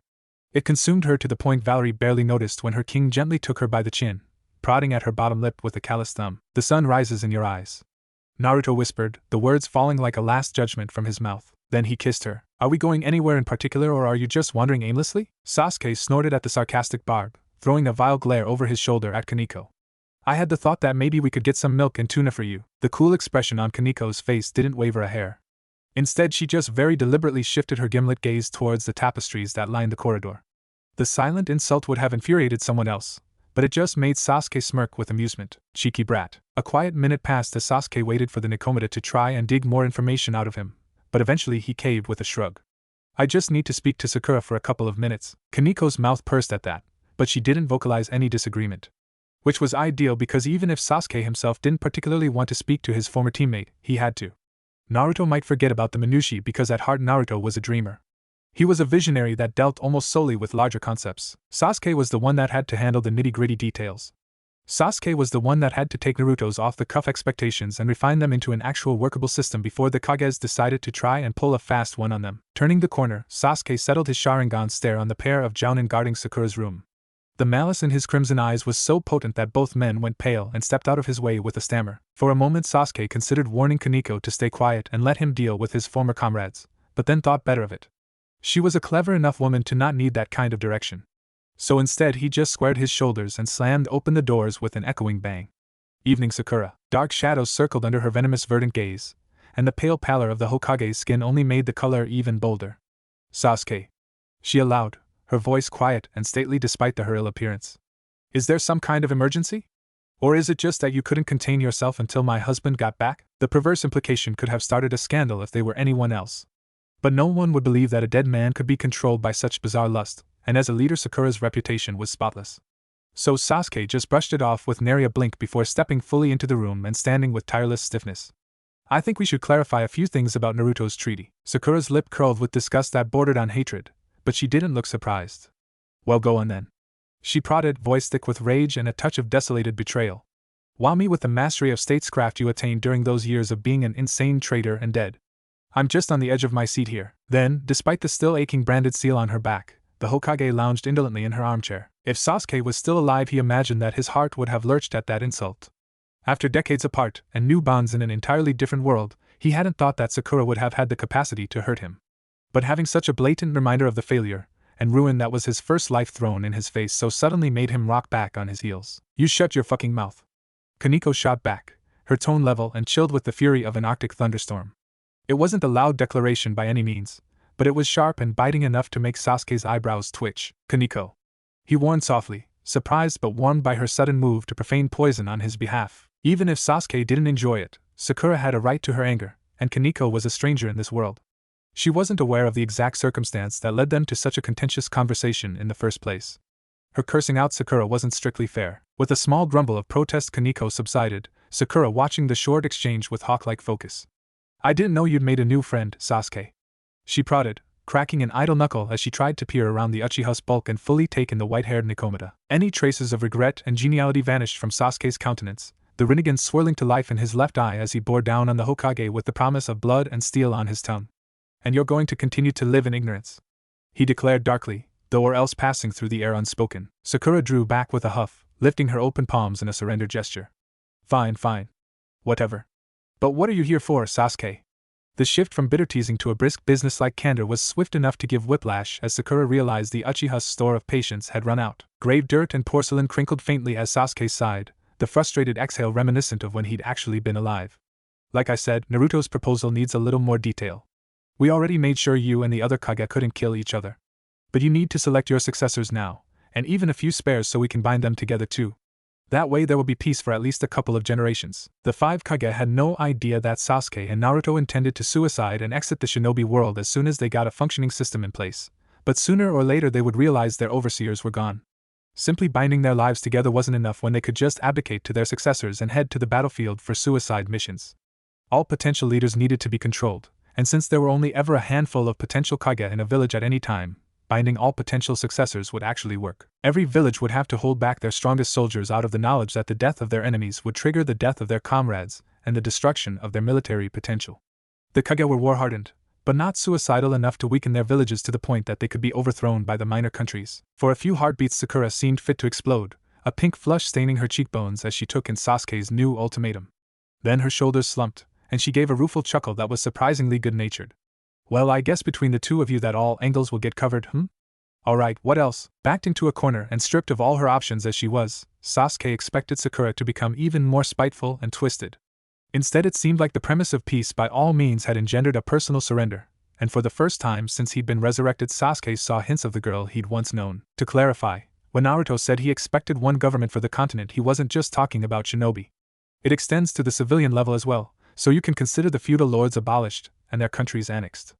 It'll be one nation for everyone, shinobi and samurai and civilian alike. I thought that was a given, but go on. Also, about the bijou.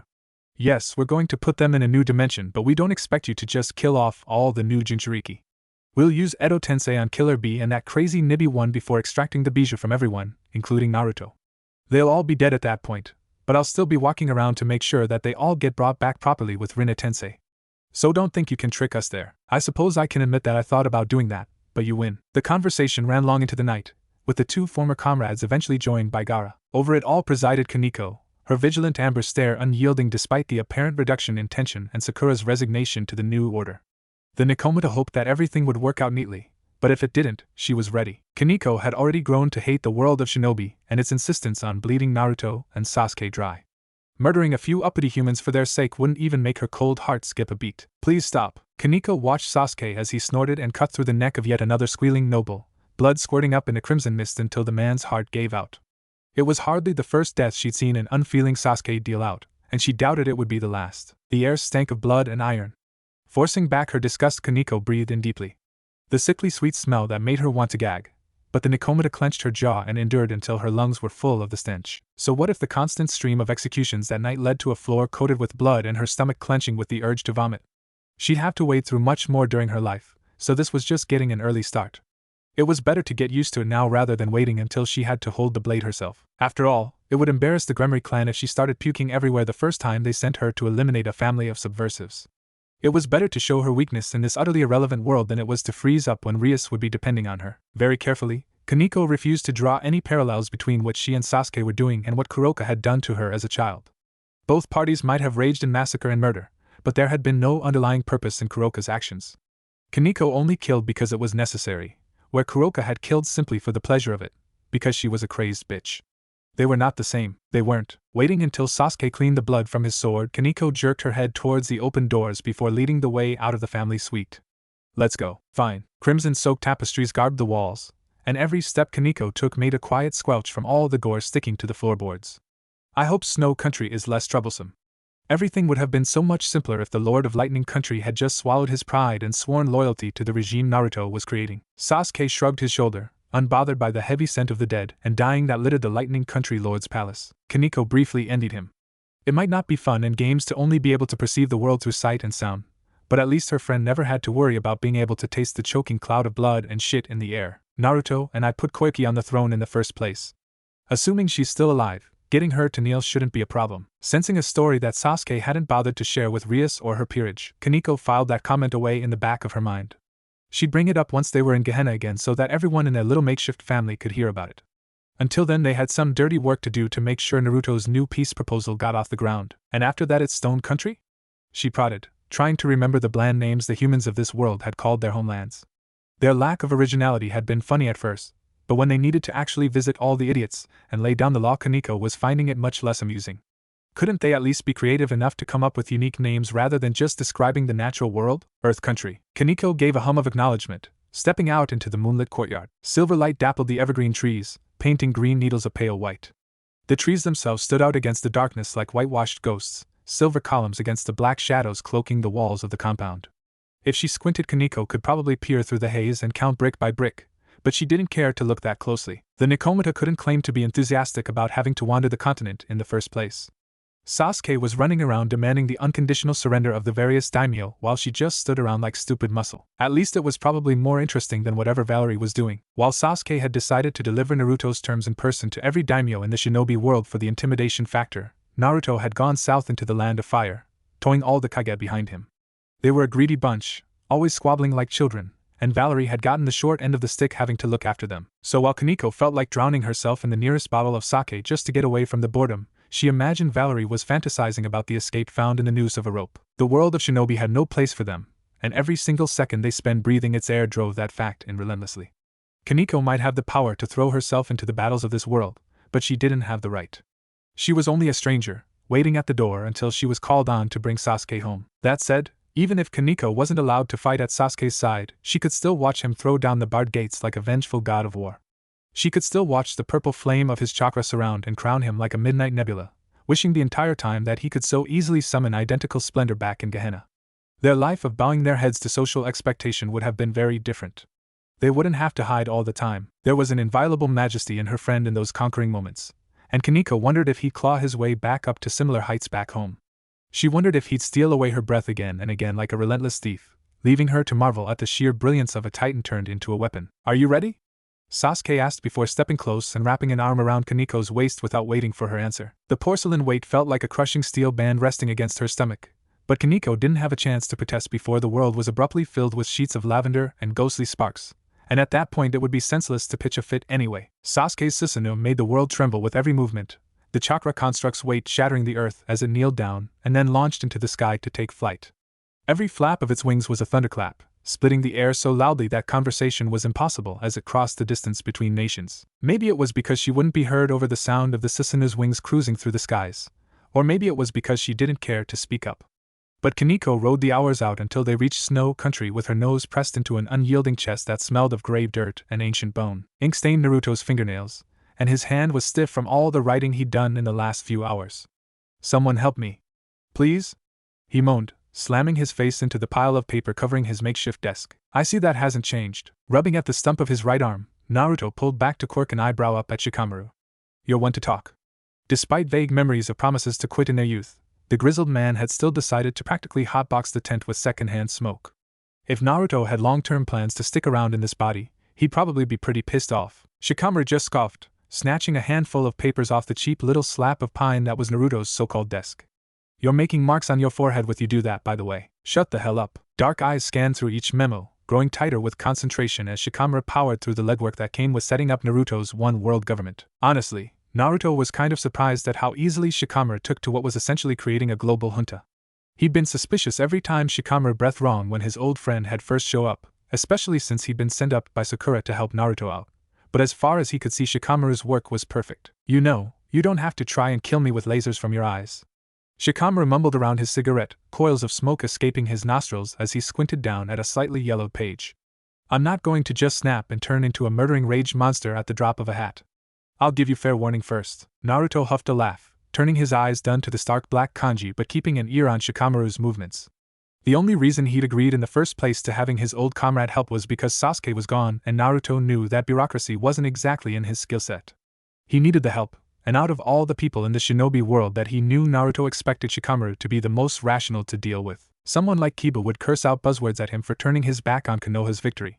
At least Shikamaru would give a sincere effort to building a new government, even if he disagreed on a personal level with the ideology underlying the revolution. The Nara was pragmatic enough to work with the world as it was rather than crying when it wasn't how he thought it should be. Cracking open a new scroll, Naruto scanned it with hard blue eyes before looking back up at Shikamaru with a half-lidded gaze. "Sasuke sent a letter to let me know Yuki no Kuni surrendered without conditions.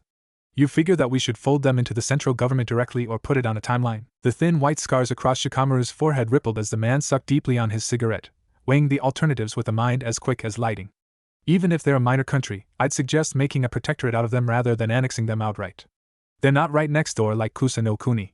We don't want to overextend the central government." Naruto shrugged a shoulder, accepting the suggestion wordlessly. He wasn't dumb enough to think he could control a continent of unruly shinobi with a single word.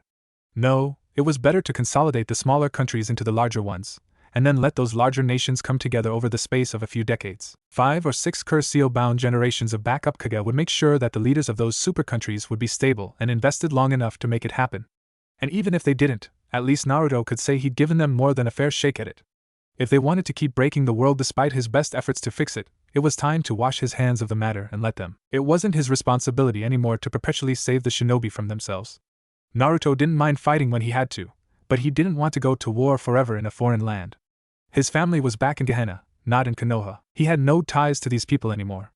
It was time to admit that and take off the rose-tinted glasses he'd been looking backwards with. The sensation of freedom that washed over Naruto's mind was like the first shaft of sunlight peeking over the dark horizon, burning away the midnight haze that had clouded his heart for so long that he'd gotten used to the shadows. For the first time since his rebirth as a devil, Naruto felt unburdened by the past and ready to walk forward into the future. He'd never forget Uzumaki Naruto, but he wasn't that person anymore. He couldn't be. It wasn't fair to the people who loved him in his new homeland, and it wasn't fair to himself to keep obsessing over a time long gone. Rising to his feet with a spine-popping crack, Naruto scanned dismissively over the mess covering his workbench. "I'd guess by now that Kuratsuchi has a firm handle on the capital and gave the old daimyo the boot. You should find someone to pack this shit up. I don't know about you, but I'm totally done with working in musty old tents. Here I was thinking you'd want to rough it out in the mud like a real man. Fuck off." The days wheeled on after Naruto arrived at High no Kuni's capital to fanfare and pomp with Valerie carefully tucked away in the entourage of Konoha shinobi that Sakura had insisted he take with him. The attempt to stake a claim over him irritated the blonde, but he didn't care enough to refuse, and before he knew it a week of whirlwind meetings had gone by. "I thought I'd find you out here." Naruto smirked faintly, turning about so he could lounge against the wooden balcony railing to stare at his bishop head on. "What can I say? I'm a creature of habit. At the end of every negotiation-filled day, Naruto dragged himself out onto one of the balconies so he could stare out over the palace gardens and try to sift through the bureaucratic babble boiling in his brain.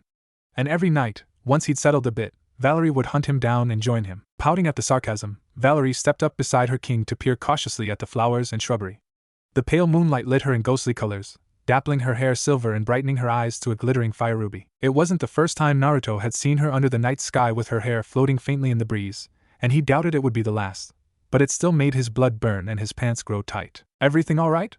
Naruto prodded, trying and failing to take his mind off the damper. If Naruto didn't know exactly who Valerie's parents were, he'd think she was the daughter of a succubus.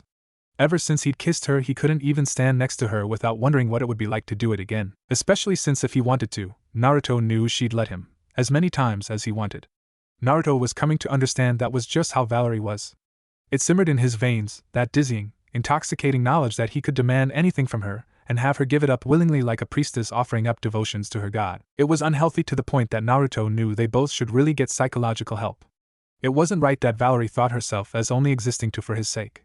It was even worse that rather than being repulsed by that level of obsessive dependency, the beast of instinct inside him welcomed it. When Naruto had been dragged back across the void and resurrected in his old homeland, he hadn't expected to be broken. But he had been, with every step he'd taken from the sands of Suna to the snowy-tipped peaks of Tetsu no Kuni, shattering into sharp-edged pieces that didn't remember how to fit together anymore. It was Valerie that had taken Naruto's hand and told him, knowing those ragged shards might leave her bleeding, that he didn't have to be the same person he'd been. Even if he forgot how to put the fragments of himself back together to form the picture that was Uzumaki Naruto, he could still make a new mural out of them. He could be remade. She'd save him in that moment. Was it any wonder that Naruto wanted to cling to her like a man lost at sea clutching his life raft? Valerie's mouth curved into a small smile, her lips glistening dark and wet. "It's fine. I was a little thirsty, but I took care of it." It took a moment for that underlying implication to work its way into Naruto's brain, but once it did, he realized that his bishop wasn't wearing lip gloss. No, her mouth was damp with some of the blood that Rias had bottled up for her. He wondered if it tasted sweet, or if it tasted like bitter metal. Oddly, questioning that didn't disturb Naruto like he thought it probably should. His heart was still ardent. Still yearning. If he hadn't made a silent promise not to take things any further until they were back in Gehenna, with him back in the body that felt more and more like his true one as the days passed, he'd probably press Valerie into the railing and kiss her mouth swollen. Naruto dragged a shaky hand through his blonde and gray mane, stepping towards the doors that led back inside. "We should probably head in for the night. It'll be a busy day again tomorrow and all that." He could admit that he was beating a hasty retreat before he lost control of himself, and did something he regretted. With Ravel, he'd never been so vulnerable. He'd had moments of emotional weakness with his fiancée, and known that eventually that relationship would get consummated, but he'd always been able to push it off by focusing on his morals. Ravel and Valerie were both decades younger than Naruto, at least by experience, and it wouldn't have felt right to do anything with them. Sometimes he'd even thought that he'd hold off until the girls were well into their 20s or 30s. Valerie was either 18 or 19, while Naruto was almost 40. That age gap would have made any decent human being balk at the difference. And maybe that was the problem. His humanity was slipping through his fingers bit by bit, like grains of sand. He'd already decided that it was time to lay Uzumaki Naruto to rest, but what did that leave behind? Just Naruto Gremory, the son of the devil. Sweat slicked her palms and every cell in her body screamed at her to run away, but Suzuno throttled back that urge and stood her ground. She was a proud kunoichi of Kirigakure, and she'd known since she was a little tyke that at some point she might have to die for her village. Waiting around until it was time for her bijou to be extracted wasn't exactly what she thought her death would be like, but at least they'd promised to resurrect her afterwards. A second chance at life was more than most people ever got. She just had to push through the pain and do her duty. "That's one down," Uzumaki Naruto muttered, his neck craned back as he watched the last flickers of red chakra flee from Killer Bee's undead body to form the solid body of the Hachibi. Suzuno hoped she didn't faint. "I totally didn't sign up for this." One of her fellow Jinchuriki growled in agreement, but the blonde young woman was so dazed it went in one ear and out the other. In 2 months Konoha had changed the world again, and she was still trying to catch up. "See you on the other side." Gyuki boomed, a hurricane gale escaping his mouth at the bijou squinted down at the assembled Jinchuriki, looking through them to his kindred within before gracefully letting Uchiha Sasuke whisk him off to another dimension with the Rinnegan. Easy peasy. It was maddening. 3 days ago she'd been trying to decide if she wanted pork or fish for lunch, and now she was standing next to the greatest concentration of power in recent history. The 5 Kage lurked off to the side of the beach with their lips pursed. All the Jinchuriki were gathered in one place waiting to go through extraction. Then there was fucking Uzumaki Naruto and Uchiha Sasuke walking around and giving everyone orders. Suzuno was breathing the same air as legends. She was living a fangirl's wet dream, if she could stop wanting to piss herself long enough to enjoy it. Alright, next. Nobody moved for a few thundering heartbeats, frozen under the mismatched red and violet glare of the last of the Uchiha. No one wanted to be the one that stepped forward to take the full brunt of that cold malevolence. Then, finally, Killer Bee turned to give a particularly petulant-looking teenage boy with a blazing orange buzz cut a significant look. Green D folded his arms across his chest with a sneer, a ripple of barely restrained violence concentrated on his gray dirt and porcelain cheekbones.